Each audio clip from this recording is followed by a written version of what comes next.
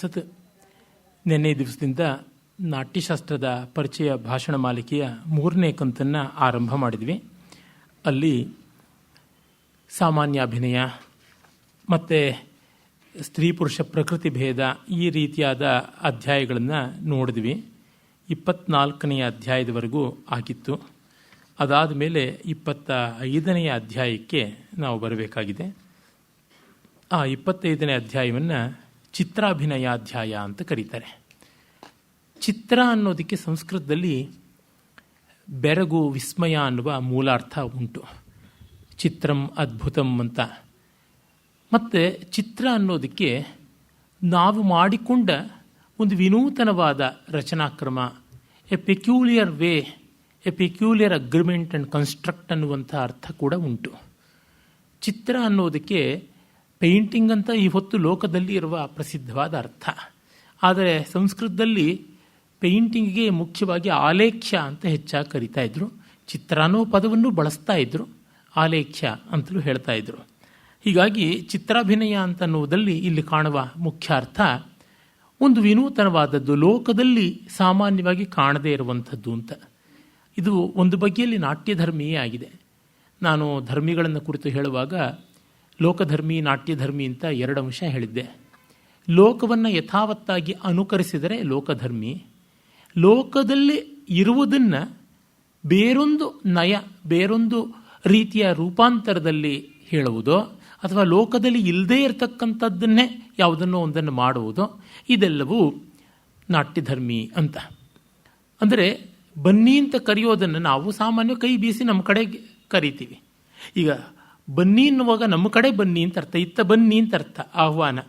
ನಾವೊಂದು ರಾಶಿ ಅಕ್ಕಿನೋ ಬೇಳೆನೋ ಇದ್ದರೆ ಅದನ್ನು ಕೈಯಿಂದ ಹೇಗೆ ನಮ್ಮ ಕಡೆಗೆ ಎಳ್ಕೊಳ್ತೀವೋ ಅದೇ ಥರ ಕರೀತೀವಿ ಯಾರನ್ನಾದರೂ. ಅಂದರೆ ನಮ್ಮ ಕಡೆ ಬರಮಾಡಿಕೊಳ್ಳೋದು ಅಂತಂದರೆ to pull them towards ourselves, ನಮ್ಮ ಕಡೆಗೆ ನಾವು ಎಳೆಯುವಂಥ ರೀತಿಯದು.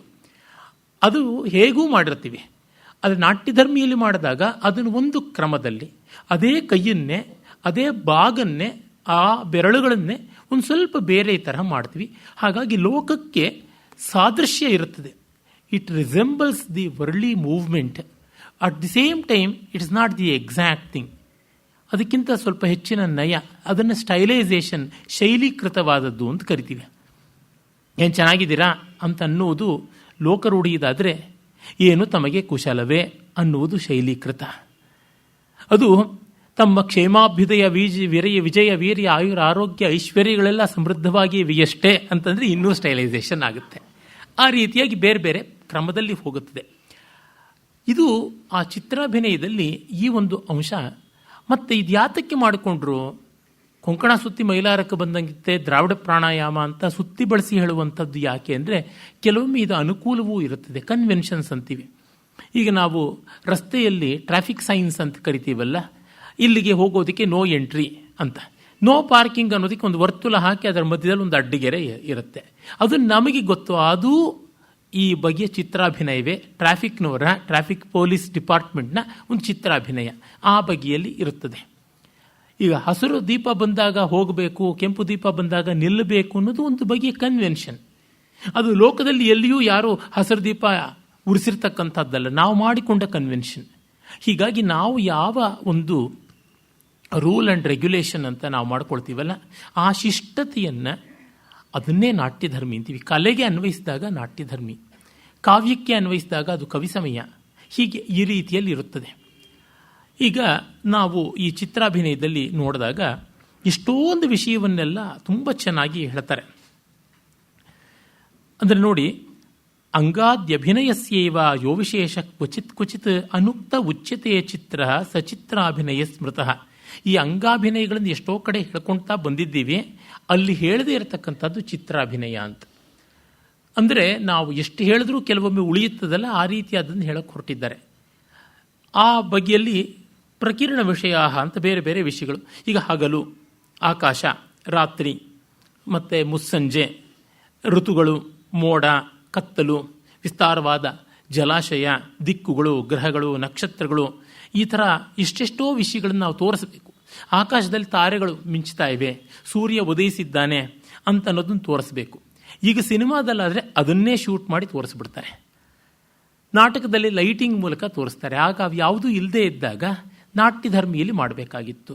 ತ್ರಿಪತಾಕೆಯಿಂದ ತೆಗೆದುಕೊಂಡು ಅಲ್ಲಿವರೆಗೂ ಬಂದರೆ ಸೂರ್ಯ ಅಂತ ಆಗ್ತಾನೆ. ಇಲ್ಲಿಂದ ನಕ್ಷತ್ರಗಳು ಅಂತ ಹೇಳ್ಬಿಟ್ಟಿದ್ದನು ಸಂದಂಶ ಹಸ್ತದಲ್ಲಿಯೋ ಅಥವಾ ಹಂಸಾಸ್ಯ ಹಸ್ತದಲ್ಲಿಯೋ ಯಾವುದ್ರೊಳಗೂ ಒಂದರೊಳಗೆ ತೋರಿಸ್ತಕ್ಕಂಥದ್ದಾಗಿತ್ತು. ನಕ್ಷತ್ರಗಳು ಫಳಫಳ ಅಂತ ಹೊಳಿತಾ ಇವೆ ಅಂತಕ್ಕಂಥದ್ದನ್ನು ಮಾಡುವಂಥದ್ದು.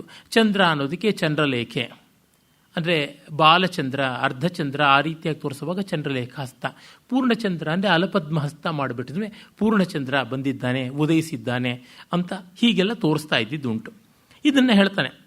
ಅದನ್ನೆಲ್ಲವನ್ನು ತೋರಿಸ್ಬೇಕಾದ್ರೆ ಋತೂನ್ ಘನಾನ್ ವನಾಂತಾಂಶ್ಚ ವಿಸ್ತೀರ್ಣಾಂಶ್ಚ ಜಲಾಶಯಾನ್ ದಿಶೋ ಗ್ರಹಾನ್ ಸನಕ್ಷತ್ರಾನ್ ಕಿಂಚಿತ್ ಸ್ವಸ್ಥಂಚ ಯದ್ಭವೇತ್ ತಸ್ಯತ್ವಭಿನಯ ಕಾರ್ಯೋ ನಾನಾ ದೃಷ್ಟಿ ಸಮನ್ವಿತಃ ಏಭಿರೇವ ಕರೇರ್ ಯುಕ್ತೈ ತೈನೇವ ಶಿರಸಃ ಪುನಃ ಅಧೋ ನಿರೀಕ್ಷಣೇನಾಥ ಭೂಮಿಸ್ಥಾನ್ ಸಂಪ್ರದರ್ಶಯೇತ್ ಸ್ಪರ್ಶಸ್ಯ ಗ್ರಹಣೇನೈವ ತಥಾ ಉಲ್ಲುಕಸನೇನ ಚ ಚಂದ್ರಜ್ಯೋತ್ಸ್ನಾ ಸುಖಂ ವಾಯುಂ ರಸಂ ಗಂಧಂಚ ನಿರ್ದಿಶೇತ್ ಅಂತ ಹೇಳ್ತಾನೆ. ಇವುಗಳನ್ನೆಲ್ಲ ಬೇರೆ ಬೇರೆ ಹಸ್ತಗಳಿಂದ ತೋರಿಸ್ಬೇಕು. ಈಗ ಆಕಾಶದಲ್ಲಿರುವುದನ್ನು ತೋರಿಸ್ಬೇಕು ಅಂದರೆ ನಾವು ಕುತ್ತಿಗೆಯನ್ನು ಮೇಲಕ್ಕೆತ್ತಬೇಕು, ಉನ್ಮುಖರಾಗಬೇಕಾಗುತ್ತೆ. ಉದ್ಗ್ರೀವ ಕುತ್ತಿಗೆಯನ್ನು ಮೇಲಕ್ಕೆತ್ತಬೇಕಾಗುತ್ತೆ. ಹಾಗೆ ಮೇಲೆ ತೋರಿಸಿ ಅವು ಆಕಾಶ ಅಂತ ಅನ್ನಬೇಕು. ಪತಾಕ ಹಸ್ತ ಎಲ್ಲರಿಗೂ ಗೊತ್ತಿರುವಂತೆ ಕಾಂಗ್ರೆಸ್ ಸಿಂಬಲ್ಲು ಅಭಯ ಹಸ್ತ. ಅದನ್ನು ಮೇಲಕ್ಕೆ ಚಾಚಿದಾಗ ಆಕಾಶ ಅಂತ ಆಗುತ್ತೆ, ಕೆಳಕ್ಕೆ ಚಾಚಿದಾಗ ಭೂಮಿ.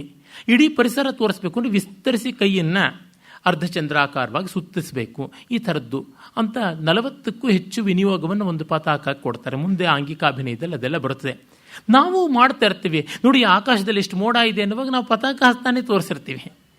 ಅವಲಕ್ಷಣವಾಗಿರ್ಬೋದು, ಆದರೂ ಪತಾಕ ಹಸ್ತದ ಲಕ್ಷಣ ಒಂದಿರುತ್ತೆ.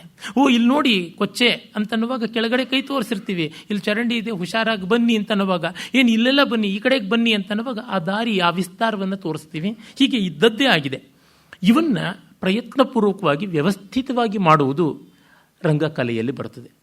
ಅಂದರೆ ಕಾವ್ಯಕಲೆಯಲ್ಲಿ ಅವೇ ಮಾತುಗಳನ್ನು ವ್ಯವಸ್ಥಿತವಾಗಿ ಜೋಡಿಸುವುದಿದೆಯಲ್ಲ, ಹಾಗೆ ಅವೇ ಚಲನೆಗಳನ್ನು ವ್ಯವಸ್ಥಿತವಾಗಿ ಮಾಡೋದು ರಂಗಕಲೆ. ಯಾನೇವ ಶಬ್ದಾನ್ ವಯಮಾಲಪಾಮೋ ಯಾನೇವ ಶಬ್ದಾನ್ ವಯಮುಲ್ಲಿಖಾಮಃ ತೈರೇವ ವಿನ್ಯಾಸ ವಿಶೇಷ ಭವ್ಯೈ ಉಲ್ಲಾಸಯಂತ ಕವಯೋ ಜಗಂತಿ ಅಂತ ನೀಲಕಂಠ ದೀಕ್ಷಿತ ಹೇಳಿದನಲ್ಲ ಶಿವಲೀಲಾರ್ಣವದಲ್ಲಿ. ಯಾವ ಪದಗಳನ್ನು ನಾವು ಬಳಸ್ತೀವೋ, ಯಾವ ಅರ್ಥಗಳನ್ನು ಅದಕ್ಕಿಡ್ತೀವೋ ಅದೇ ಕಾವ್ಯದಲ್ಲೂ ಇರೋದು, ಬೇರೆದಲ್ಲ. ಆದರೆ ವಿನ್ಯಾಸ ವಿಶೇಷ ಭವ್ಯ, ಅದನ್ನು ಜೋಡಿಸುವ ಕ್ರಮದಲ್ಲಿ ಒಂದು ಸ್ವಾರಸ್ಯ ಇರುತ್ತದೆ.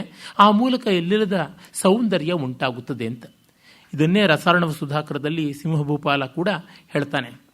ಅಂದರೆ ಎಲ್ಲ ಕವಿ ವಿದ್ವಾಂಸರಲ್ಲೂ ಈ ದೃಷ್ಟಿಯನ್ನು ನಾವು ನೋಡ್ತೀವಿ. ಒಂದು ಒಪ್ಪ ಓರಣ ಮಾಡಬೇಕು ಅಂದರೆ ಅದೇನೆ. ಇಟ್ಟಿಗೆ ರಾಶಿ ಬಿದ್ದಿದ್ರೆ ಅದಕ್ಕೇನು ಒಪ್ಪ ಓರಣ ಇಲ್ಲ. ಅದನ್ನೇ ಒಂದು ಕ್ರಮದಲ್ಲಿ ಜೋಡಿಸಿದ್ರೆ ಅದಕ್ಕೊಂದು ಅಂದ, ಅದಕ್ಕೊಂದು ಆಕಾರ ಬರ್ತದೆ. ಆ ಬಗೆಯಲ್ಲಿ ಮಾಡುವಂಥದ್ದು. ಇನ್ನು ಬೆಳದಿಂಗಳನ್ನು ತೋರಿಸ್ಬೇಕು ಅಂದರೆ ಆ ಬೆಳದಿಂಗಳಿಗೆ ಚಂದ್ರ ಅಂತ ಚಂದ್ರ ಕಲೆ ತೋರಿಸ್ಬೋದು. ಆದರೆ ಮುಖದಲ್ಲಿ ಚಂದ್ರನ ಕಂಡ ಆನಂದ ತೋರಿಸ್ಬೇಕು, ಇಲ್ಲದಿದ್ದರೆ ಆಗೋದಿಲ್ಲ. ನಮ್ಮ ನರ್ತಕರು ಬಹಳ ಸರ್ತಿ ನಾನು ನೋಡಿದ್ದೇನೆ, ಕಸ್ತೂರಿ ತಿಲಕಂ ಮಾಡುವಾಗ ಈಚೆಗೇನು ಸುಧಾರಿಸಿರಬಹುದು ಅನಿಸುತ್ತೆ. ತುಂಬ ಜನ ಹೇಳಿ ಆಗಿರಬಹುದು. ಸಿಂಹಾಸ್ಯ ಹಸ್ತ ಅಂತ ಕರೀತಾರೆ. ಅದನ್ನು ಜಿಂಕೆ, ಹಸು, ಎತ್ತು ಇತ್ಯಾದಿಗಳಿಗೆಲ್ಲ ಮಾಡ್ತಾರೆ. ಇಲ್ಲ ಮೃಗಶೀರ್ಷ ಹಸ್ತ ಅಂತ ಅದನ್ನು ಮಾಡ್ತಾರೆ. ಅದನ್ನು ಮಾಡಿಬಿಟ್ಟು ಕಸ್ತೂರಿ ಮೃಗನ ತೋರಿಸಿದ್ರು. ಕಸ್ತೂರಿ ಮೃಗ ತೋರಿಸ್ಬಿಟ್ಟು ತಲೆಗೆ ಹಣೆಗೆ ಇಟ್ಕೊಳ್ತಕ್ಕಂಥ ತಿಲಕ ತೋರಿಸ್ಬೋದು. ಕೆಲವರು ಬರೀ ತಿಲಕ ಇಟ್ಟುಕೊಂಡಂತೆಯೇ ಇದು ಹಂಸಾಸ್ಯ ಹಸ್ತ ಅಂತ ಕರೀತಾರೆ. ನಾಟ್ಯಶಾಸ್ತ್ರದಲ್ಲಿ ತೋರ್ಬೆರಳು, ಮಧ್ಯದ ಬೆರಳು ಮತ್ತು ಹೆಬ್ಬೆರಳು ಮೂರು ಸೇರಿಸಿ ಹಂಸಾಸ್ಯ ಅಂತ ಮಾಡ್ತಾರೆ. ಅಭಿನವ ದರ್ಪಣದಲ್ಲಿ ತೋರ್ಬೆರಳು ಮತ್ತು ಹೆಬ್ಬೆರಳು ಸೇರಿಸಿ ಮಿಕ್ಕ ಬೆರಳುಗಳನ್ನು ಬೇರೆ ಆಗಿಬಿಟ್ರೆ ಉಪದೇಶ ಮುದ್ರಾ ಅಂತ ಕರೀತಾರಲ್ಲ, ಚಿನ್ಮುದ್ರಾ ಅಂತ ತಂತ್ರಶಾಸ್ತ್ರದಲ್ಲಿ ಹೇಳ್ತಾರೆ. ಅದರಿಂದ ತಿಲಕ ಇಟ್ಟರು ಅಂತ. ನಾವು ಸಾಮಾನ್ಯ ಕಡ್ಡಿನ ಇಟ್ಕೊಳ್ಳುವಾಗ ಅಷ್ಟು ಬೆರಳುಗಳಿಂದ ಕಡ್ಡಿ ಇಟ್ಕೊಳ್ಳೋಕ್ಕಾಗಲ್ಲ, 2 ಬೆರಳಿಂದಾನೇ ಇಟ್ಕೋತೀವಿ. ಅದೇ ಥರನೇ ಹಾಗೆ ಕಸ್ತೂರಿ ತಿಲಕಂ ಅಂತ. ಅದು ಕಸ್ತೂರಿ ತಿಲಕವಾ ತಿರುಮಣ್ಣಿನ ತಿಲಕವಾ ವ್ಯತ್ಯಾಸ ಗೊತ್ತಾಗಬೇಕಲ್ಲ. ತಿರುಮಣ್ಣಿಗೇನು ಪರಿಮಳ ಇರೋಲ್ಲ, ಕಸ್ತೂರಿಗೆ ಪರಿಮಳ ಇರುತ್ತೆ. ಇಟ್ಕೊಳ್ಳೋವಾಗ ಆ ಪರಿಮಳದ ಸಾತ್ವಿಕ ಅಭಿನಯ ಮಾಡಬೇಕು. ಎಷ್ಟು ಚೆನ್ನಾಗಿರತಕ್ಕಂಥದ್ದು ಅಂತ.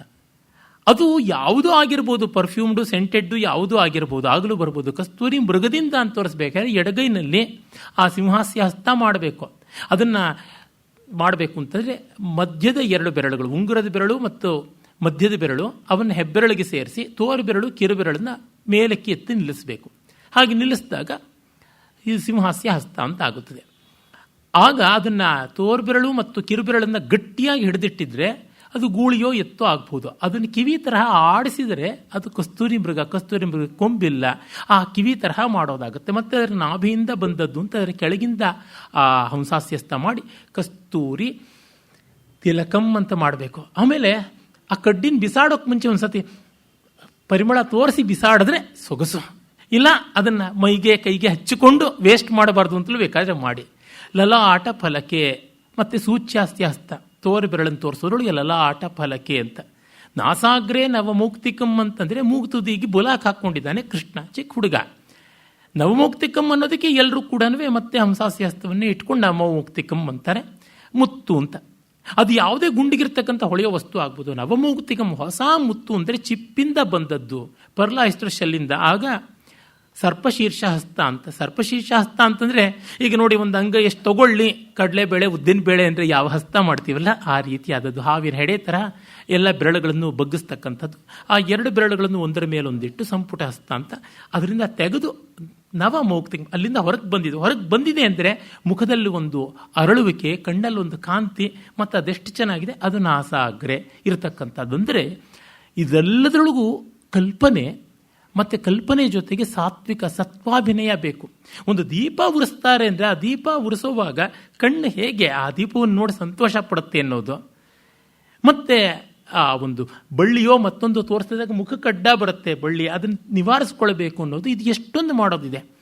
ಕನ್ನಡಿನಲ್ಲಿ ಮುಖ ನೋಡ್ಕೊಂಡ್ವಿ ಅಂದ ತಕ್ಷಣ ಹಿಂಗೆ ಮುಖ ನೋಡ್ಕೊಳ್ಳೋದಷ್ಟೇ ಅಲ್ಲ, ತುಂಬ ಜನ ಬಾಯಿ ಕಟ್ ಮಾಡ್ಕೊಂಡಿರ್ತಾರೆ. ಇನ್ನು ಮುಂಡೆ ಮುಂಗುರಳೆಲ್ಲಿರುತ್ತೆ, ಮುಂಗುರಳನ್ನು ಒಂದ್ಸರ್ತಿ ಆ ಕಡೆ ತೀರ್ಕೊಳ್ತಾರೆ. ಎಂಥವ್ರನ್ನ ನೀವು ನೋಡಿ, ಮೊದಲು ಕೂದಲು ಸರಿ ಮಾಡ್ಕೋತಾರೆ ಕನ್ನಡಿನಲ್ಲಿ, ಮೂಗು ಕಿವಿ ಸರಿ ಮಾಡ್ಕೊಳ್ಳೋಕ್ಕಿರ್ತೀಯಾ?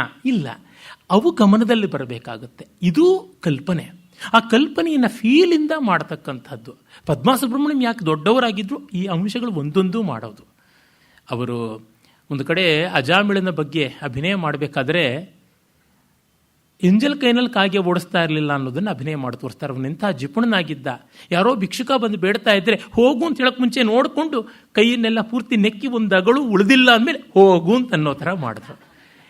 ಇದು ಆ ಗಾದೆ ಮಾತು ನಮಗೆ ಗೊತ್ತಿರಬೇಕು. ಆಗ ಆ ಪರಿಣಾಮ ಹೆಚ್ಚಾಗುತ್ತದೆ. ಒಂದು ಮಗುವನ್ನು ತೊಟ್ಟಲಿಗೆ ಹಾಕ್ಬೋದು ಅಂದರೆ ಅವರು ಗುಂಡಪ್ಪನ ತೊಟ್ಲಿಗೆ ಹಾಕೋದು ಅನ್ನೋದ್ವರೆಗಿಂದನೂ ಮಾಡ್ತಾಯಿದ್ರು. ಇವತ್ತು ಮಕ್ಕಳನ್ನೇ ತೊಟ್ಲಿಗೆ ಹಾಕೋದಿಲ್ಲ, ಇನ್ನು ಗುಂಡಪ್ಪನ ತೊಟ್ಲಿಗೆ ಹಾಕೋದಿಲ್ಲ. ಆದರೂ ಉಂಟೆ ಅಡಿಯನ್ನದಕ್ಕೆ ಪೊಂಡಾಟಿಯೇ ಇಲ್ಲೇ ಪುಳ್ಳೆ ಪೇರು ಗೋಪಾಲಕೃಷ್ಣನ್ ಅಂತ ತಮಿಳಿನಲ್ಲಿ ಒಂದು ಗಾದೆ ಇದೆ. ಏನೇನೋ ಕೆಂಡತಿನೇ ಇಲ್ಲ, ಮಗನ ಗೋಪಾಲಕೃಷ್ಣ ಅಂತ ಹೆಸರಾಗಲೇ ಇಟ್ಟನಂತೆ ಅಂತ. ಅಂದರೆ ನಮ್ಮ ನೃತ್ಯ, ಸಂಗೀತ ಇತ್ಯಾದಿ ಕ್ಲಾಸಿಕಲ್ ಆರ್ಟ್ಸ್ ಅಂತ ಏನಿವೆ ಅವುಗಳಿಗೆಲ್ಲ ನಮ್ಮ ದೇಶ, ನಮ್ಮ ಸಂಸ್ಕೃತಿ ಅದು ಗೊತ್ತಿರಬೇಕು. ಎಂಜಲ್ ಕೈನಲ್ಲಿ ಕಾಗೇನು ಓಡಿಸೋಲ್ಲ ಅನ್ನೋದು ಎಲ್ಲ ಭಾರತೀಯ ಭಾಷೆಗಳಲ್ಲಿ ತತ್ಸದೃಶವಾದ ಗಾದೆಗಳಿವೆ. ಯಾಕೆ? ಕೈನಲ್ಲಿ ತಿನ್ನುವಂಥದ್ದು ಮತ್ತು ಆ ಅನ್ನನ ಕಲಿಸ್ಕೊಂಡು ತಿನ್ನುವಂಥದ್ದು ಅಗಳಗಳಾಗಿರುತ್ತೆ. ಕೈನಲ್ಲಿಂದ ಅದು ಕೆಳಗೆ ಉದುರುತ್ತೆ. ಅದಕ್ಕೆ ಬ್ರೆಡ್ಡು ಬಿಸ್ಕತ್ತು ತಿನ್ನೋ ಜಾತಿಗೆ, ಆ ತಿನ್ನೋ ದೇಶಗಳಿಗೆ ಎಂಜಲ್ ಕೈನಲ್ಲಿ ಕಾಗೆ ಓಡಿಸಲು ಎಂಜಲೇ ಆಗೋಲ್ಲ ಕೈಯೇ. ಹಾಗಿದ್ದಾಗ ಎಲ್ಲಿಂದ ಫೋರ್ಕ್ ಕೈಯಿಂದ ಓಡಿಸೋದಿಲ್ಲ ಕಾಗೆನ ಅನ್ಬೇಕು. ಆ ದೇಶದಲ್ಲಿ ಕಾಗೇನೂ ಬರುತ್ತೋ ಇಲ್ವೋ ಗೊತ್ತಿಲ್ಲ. ಎಚ್ಚ ಕೈಯಲ್ಲಿ ಕಾಕಿಯೂ ಓಟಮಾಟ, ಇಂಗಿಲಿ ಚೇತ ಕಾಕಿನ ಕೂಡ ವಾರಿಂಚಡಲ್ ಲೇದು. ಈ ಥರ ತೆಲುಗು, ತಮಿಳು ಭಾಷೆಗಳಲ್ಲಿ ಆ ಗಾದೆ ಉಂಟು. ಅಂದರೆ ನಮ್ಮ ಆಹಾರ ಪದ್ಧತಿ, ಜೀವನ ಪದ್ಧತಿ ಅದಕ್ಕೆ ತಕ್ಕಂತೆ ಗಾದೆ. ಆ ಗಾದೆಯನ್ನು ರಸೋಚಿತವಾಗಿ, ಸಂದರ್ಭೋಚಿತವಾಗಿ ಬಳಸ್ಕೊಳ್ಳುವಂಥದ್ದು ಎಷ್ಟೋ ಉಂಟು. ಯಾತಕ್ಕೆ ಇದನ್ನು ಹೇಳ್ತಾ ಇದ್ದೀನಿ? ಆ ಸಾತ್ವಿಕ ಅನ್ನುವುದು ಇಲ್ಲದೆ ಯಾವುದೇ ಆಂಗಿಕಕ್ಕೆ, ಯಾವುದೇ ಕನ್ವೆನ್ಷನ್ಸ್ಗೆ ಬೆಲೆ ಬರೋಲ್ಲ. ನಾವು ಎಲ್ಲ ನೀಟಾಗಿ ಮಾಡಿರ್ಬೋದು. ನನ್ನ ಸ್ನೇಹಿತರು ಒಬ್ಬರು ಅಮೆರಿಕಾದಲ್ಲಿದ್ದಾರೆ, ಬಹಳ ಒಳ್ಳೆಯ ಸ್ನೇಹಿತರು, ತುಂಬ ಸಜ್ಜನರು, ರಸಿಕರು. ಅವರು ನರ್ತನವನ್ನು ಕಲಿಸ್ತಾರೆ, ತುಂಬ ವರ್ಷಗಳಿಂದ ಕಲಿಸ್ತಾರೆ. ಒಬ್ಬ ಬಿಳಿ ಚರ್ಮದ ಹುಡುಗಿನ ಕರ್ಕೊಂಡು ಬಂದಿದ್ದರು. ನಮ್ಮ ನಿರುಪಮ ಅವರ ಒಂದು ವೇದಿಕೆಯಲ್ಲೇ ಡಾನ್ಸ್ ಮಾಡಿಸಿದ್ರು. ನೀಟಾಗಿ ಮಾಡಿದ್ಲು ಆ ಹುಡುಗಿ. ಮತ್ತು ಯಾರೋ ರಮಾ ವೈದ್ಯನಾಥನಂತೆ, ಈ ಕಾಲದವರೆಗೆಲ್ಲ ಒಂದು ಹುಚ್ಚು ಉನ್ಮಾದ ಅನ್ನುವಷ್ಟು ಆಕೆಯನ್ನು ಫಾಲೋ ಮಾಡಬೇಕು ಅಂತ, ಪರ್ಫೆಕ್ಟ್ ಅರಮಂಡಿ ಅಂತ. 2 ಕೈ ಸಾಲದು ಬಾಯಿ ಬಡ್ಕೊಳ್ಳೋಕ್ಕೆ. ಅರಮಂಡಿ ಇದ್ದೇನು ಪ್ರಯೋಜನ? ಅವ್ರ ಜ್ಞಾನ, ಬುದ್ಧಿ, ರಸವು ಮಂಡಿ ಕೆಳಗೆ ಬಂದುಬಿಟ್ರೆ ಗತಿ ಏನು? ಈ ಥರ ಆಗುತ್ತೆ. ನನಗೆ ಆ ನೃತ್ಯಗಳೆಲ್ಲ ನೋಡಿದ್ರೆ 2 ದಿವಸ ಸುಧಾರಿಸ್ಕೋಬೇಕು, ಬೇಸರಕ್ಕೆ ಹಾಗಾಗ್ಬಿಡುತ್ತೆ. ಅಲ್ಲಿ ನೀಟ್ ಪಾಪ ಹುಡುಗಿ ಮಾಡಿದಾಳೆ, ಒಳ್ಳೆ ಚೆನ್ನಾಗಿ ಗಿಣಿಪಾಠ ಒಪ್ಪಿಸಿದಾಳೆ. ದುರ್ದೈವಕ್ಕೆ ನನ್ನನ್ನು ಕರೆದರು, ಅದರ ಬಗ್ಗೆ ಏನಾದರೂ ಮಾತಾಡಿ ಅಂತ. ನಾನು ಇದೇ ಹೇಳಿದೆ, ಒಳ್ಳೆ ಪಾಠ ಒಪ್ಪಿಸಿದ್ದಾರೆ ಅಂತ. ಅದರ ಮೇಲೆ ಈ ಸತ್ವ ಅನ್ನೋದು ಬೇಕಲ್ವಾ? ಅದು ಒಳಗಿನ ಚೈತನ್ಯ ಬರೋದು. ಮನುಷ್ಯನಿಗೆ ಜೀವ ಇದ್ದರೆ ಯಾರೂ ಕೂಡ ಒಂದು ಸ್ವಲ್ಪವಾದರೂ ಮಾನವೀಯತೆ ಇರೋರು ಸ್ಮಶಾನದಲ್ಲಿ ತೊಗೊಂಡೋಗಿ ಇಟ್ಕೊಳ್ಳಲ್ಲ. ಜೀವ ಹೋಯಿತು, ಅವನು ಪ್ರೈಮ್ ಮಿನಿಸ್ಟರ್ ಆಗಲಿ, ಪ್ರೆಸಿಡೆಂಟ್ ಆಗಲಿ, ಸನ್ಯಾಸಿ ಆಗಲಿ, ಸ್ವಾಮೀಜಿ ಆಗಲಿ, ನಟ ಆಗಲಿ, ವಿಟ ಆಗಲಿ, ಯಾರಾಗಲಿ ಚಟ್ಟಕ್ಕೇರಿಸ್ತಾರೆ. ಸತ್ವ ಅನ್ನೋದು ಜೀವ ಇದ್ದಂತೆ, ಸತ್ ಜೀವಕ್ಕೆ ಸಂಬಂಧಪಟ್ಟದ್ದು, ಜೀವ ಭಾವ ಇರಬೇಕು. ಹಾಗಾಗಿ ಎಲ್ಲ ನೀಟಾಗಿ ಮಾಡಿಬಿಟ್ವಿ, ಎಲ್ಲ ಲೆಕ್ಕಾಚಾರಕ್ಕೆ ಮಾಡಿಬಿಟ್ವಿ ಅಂದರೆ ಬರಲಿಲ್ಲ ರಸ, ಅದರೊಳಗೆ ಒಳಗೆ ತೊಡಗಿಕೊಳ್ಳುವಿಕೆ ಬೇಕು. ಭೈರಪ್ಪನವರು ಅವರ ಬದುಕಿನಲ್ಲಿ ನಡೆದ ಒಂದು ಘಟನೆ ಹೇಳಿದರು. ಹೈದರಾಬಾದ್ನಲ್ಲಿ ಒಂದು ಸಿತಾರ್ದೋ ಸರೋದ್ದೋ ಒಂದು ಕಚೇರಿ ಇತ್ತು. ಅದನ್ನು ನುಡಿಸಿದವರು ಒಬ್ಬರು ಬಿಳಿಯರನ್ನು ಆಕ್ಷೇಪ ಮಾಡೋಕ್ಕಲ್ಲ ಹೇಳ್ತಾ ಇರೋದು, ನಮ್ಮ ಜನವೇ ಆ ಮಟ್ಟಕ್ಕೆ ಆಗಿಬಿಟ್ಟಿದ್ದಾರೆ. ಅವರು ಅಲಿ ಅಕ್ಬರ್ ಖಾನ್ ಅವ್ರ ಹತ್ರನೋ ರವಿಶಂಕರ್ ಹತ್ರನೋ ಏನೋ ಕಲಿತಿದ್ದು ಕಲೆಯನ್ನು, ಸಿಂಧು ಭೈರವಿ, ಹಿಂದೂಸ್ತಾನಿಯ ಭೈರವಿಯನ್ನು ನುಡಿಸಿದ್ದಾರೆ. ಆಮೇಲೆ ಭೈರಪ್ಪನವ್ರನ್ನ ಕೇಳದಂತೆ ಹೇಗೆ ಅನ್ನಿಸ್ತು ಅಂತ. Technically it was perfect but no life ಅಂದ್ರಂತೆ. ಇಟ್ ಈಸ್ ನಾಟ್ ಭೈರವಿ ಅಂತಂದ್ರಂತೆ ಅವರು. ಯಾಕೆಂದರೆ ನಿಮಗೆ ರಾಧಾ ಕೃಷ್ಣರು, ರಾಧೆಯ ಸಮರ್ಪಣ ಭಾವ, ಭಕ್ತಿ, ಆ ಪ್ರೀತಿ ಅದು ಗೊತ್ತಿಲ್ಲದೆ ಇದ್ರೆ ಈ ರಾಗ ಬರೋಲ್ಲ ಅಂತ. ಅವರು ಮಂದ್ರ ಕಾದಂಬರಿನಲ್ಲಿ ಲಾರೆನ್ಸ್ ಸ್ಮಿತ್ಗೆ ಮೋಹನ್ ಲಾಲ್ ಕೈಯಿಂದ ಕೆನ್ನೆಗೆ ಹೊಡೆಸಿ ಈ ಮಾತನ್ನು ಹೇಳಿಸಿದ್ದಾರೆ. ಯಾಕೆ ಎಲ್ಲ ಇದ್ರು ಆಪರೇಷನ್ ಸಕ್ಸಸ್ ಪೇಷಂಟ್ ಡೈಡ್ ಅಂತ ಆಗುತ್ತೆ. ತುಂಬ ನೀಟಾಗಿ ಮಾಡೋರು ಇರ್ತಾರಲ್ಲ, ತಮಿಳಿನಲ್ಲಿ ಒಳಂಗು ಅಂತ ಕರೀತಾರೆ. ರೊಂಬ ಒಳಂಗನ್ನು ಹಂಗೆ ಇರುಕಾದೆ, ಜೀವನ ಇರುಕಾದೆ. ಅದು ಕೇಳನೋ ಹರಿತಾಳನೋ ತಾಳಮೇಳಗಳಿದ್ದು ಪ್ರೇಮವಿಲ್ಲದ ಗಾನ ಅಲ್ಲಿ ಬರುತ್ತೆ. ಪ್ರೇಮ ಅಂದರೆ ಆ ಸತ್ವಭಾವ. ಹಾಗಾಗಿ ಇವನ್ನೆಲ್ಲ ಕೈ ಮೇಲಕ್ಕೆ ತೋರಿಸಿದ್ವಿ. ಆಕಾಶ ಅಂದರೆ ಆಕಾಶ ಅಂತ ಫೀಲ್ ಮಾಡಿಕೊಂಡು ಕೈ ಮೇಲಕ್ಕೆ ತೋರಿಸ್ಬೇಕು, ಆವಾಗಲೇ ಆಕಾಶ ಬರ್ತದೆ. ನಾನು ಒಮ್ಮೆ ಕೇಳಿದ್ದೆ ಪದ್ಮ ಸುಬ್ರಹ್ಮಣ್ಯಂ ಅವ್ರನ್ನ, ಭಗವದ್ಗೀತೆಯ ನೃತ್ಯ ಮಾಡ್ತಾ ವಿಶ್ವರೂಪ ದರ್ಶನ ತೋರಿಸುವಾಗ ಅಷ್ಟು ಎತ್ತರಕ್ಕೆ ಬೆಳೆಯೋದು ಕೃಷ್ಣ ಮತ್ತು ಅಷ್ಟು ಆಳಕ್ಕೆ ಅವನ ಕಾಲು ಹೋಗೋದು, ಅದನ್ನು ನೋಡಿದವ್ರಿಗೆ ಪರಿಣಾಮ ಆಗ್ತಾ ಇತ್ತು. ನೀವು ಕಣ್ಣನ್ನು ತೋರಿಸುವ ಮೂಲಕ ಮೇಲಕ್ಕೆ ಕಣ್ಣನ್ನು ಉಲ್ಲೋಕಿತ ಅಂತ ನಾಟ್ಯಶಾಸ್ತ್ರದಲ್ಲಿ ಆ ಚಲನೆಗೆ ಹೆಸರು. ಉತ್ ಮೇಲೆ ಲೋಕಿತ ನೋಡೋದು, ಉಲ್ಲೋಕಿತ ಅಂತ. ಮೇಲಕ್ಕೆ ನೋಡಿದ್ದನ್ನು ನಾವು ಆಕಾಶದವರೆಗೂ ಬೆಳೆದಿದ್ದೀರಾ ಅನ್ನುವ ಭಾವ ನಮಗೆ ಬಂತು. ಅದು ಹೇಗೆ ಅಂತ ಅವರು ಹೇಳಿದರು. ಮರೆಯಲಾಗದಂಥ ಮಾತು. ಪ್ರಾಯಶಃ ವೇದಿಕೆಯಲ್ಲಿ ಒಮ್ಮೆ ಹೇಳಿದ್ದೀನಿ ಅನಿಸುತ್ತೆ.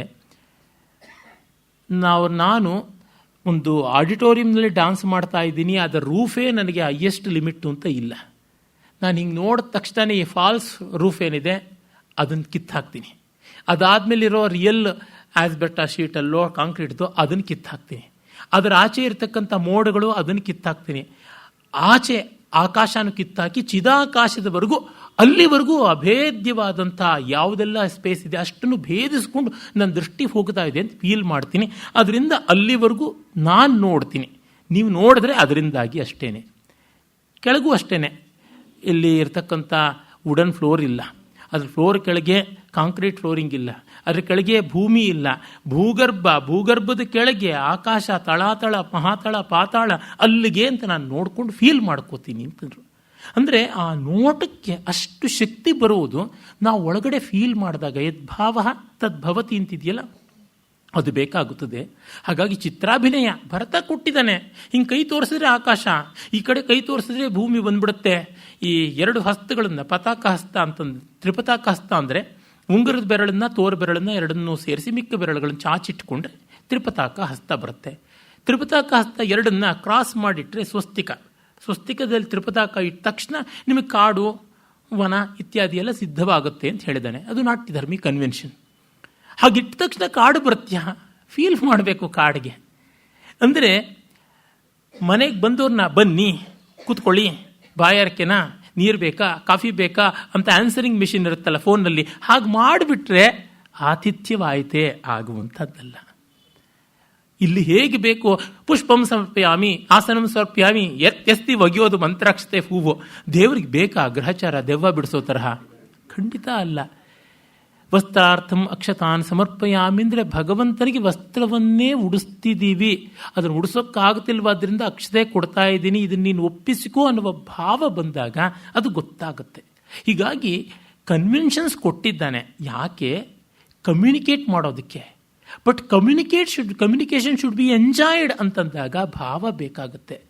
ಅದನ್ನು ನೋಡಿದಾಗಲೇ ಸ್ವಾಮಿ ವಿವೇಕಾನಂದರು brothers and sisters of America ಅಂತಂದಿದ್ದಕ್ಕೆ ಚಪ್ಪಾಳೆಗಳು ಬಂದವು, ಸ್ಟ್ಯಾಂಡಿಂಗ್ ಓವೇಷನ್ ಬಂದವು ಅಂತ ಮಿಕ್ಕವರು ಹೇಳಿದ್ರು. ಇವರು ಹೇಳಿದ್ದನ್ನು he meant it, others uttered it. ಇದು ವ್ಯತ್ಯಾಸ. ತುಟಿಯಂಚಿನಿಂದ ಬಂದರೆ ಆಗುವಂಥದ್ದಲ್ಲ. ಅದು ಒಂದು ಪ್ರದರ್ಶನ, ಒಳಗಡೆ ಆಗುವುದು ದರ್ಶನ. ದರ್ಶನದಿಂದ ಪ್ರದರ್ಶನ ಬಂದರೆ ಆ ನಿದರ್ಶನಕ್ಕೆ ಸಾರ್ಥಕ್ಯ ಬರ್ತದೆ. ಇದನ್ನು ಚಿತ್ರಾಭಿನಯದ ಭಾಗದಲ್ಲಿ ನಾವು ಗಮನಿಸಿಕೊಳ್ಬೇಕು. ಗಾಳಿ ಬೀಸ್ತಾ ಇದೆ, ವಾಯು, ಅದನ್ನು ಕೂಡ ತಿರುಪತಾಕಾಯಿಂದ ಅಥವಾ ಬಂದುಬಿಟ್ಟಿದ್ದನು ಇದರಿಂದ ಯಾವುದನ್ನು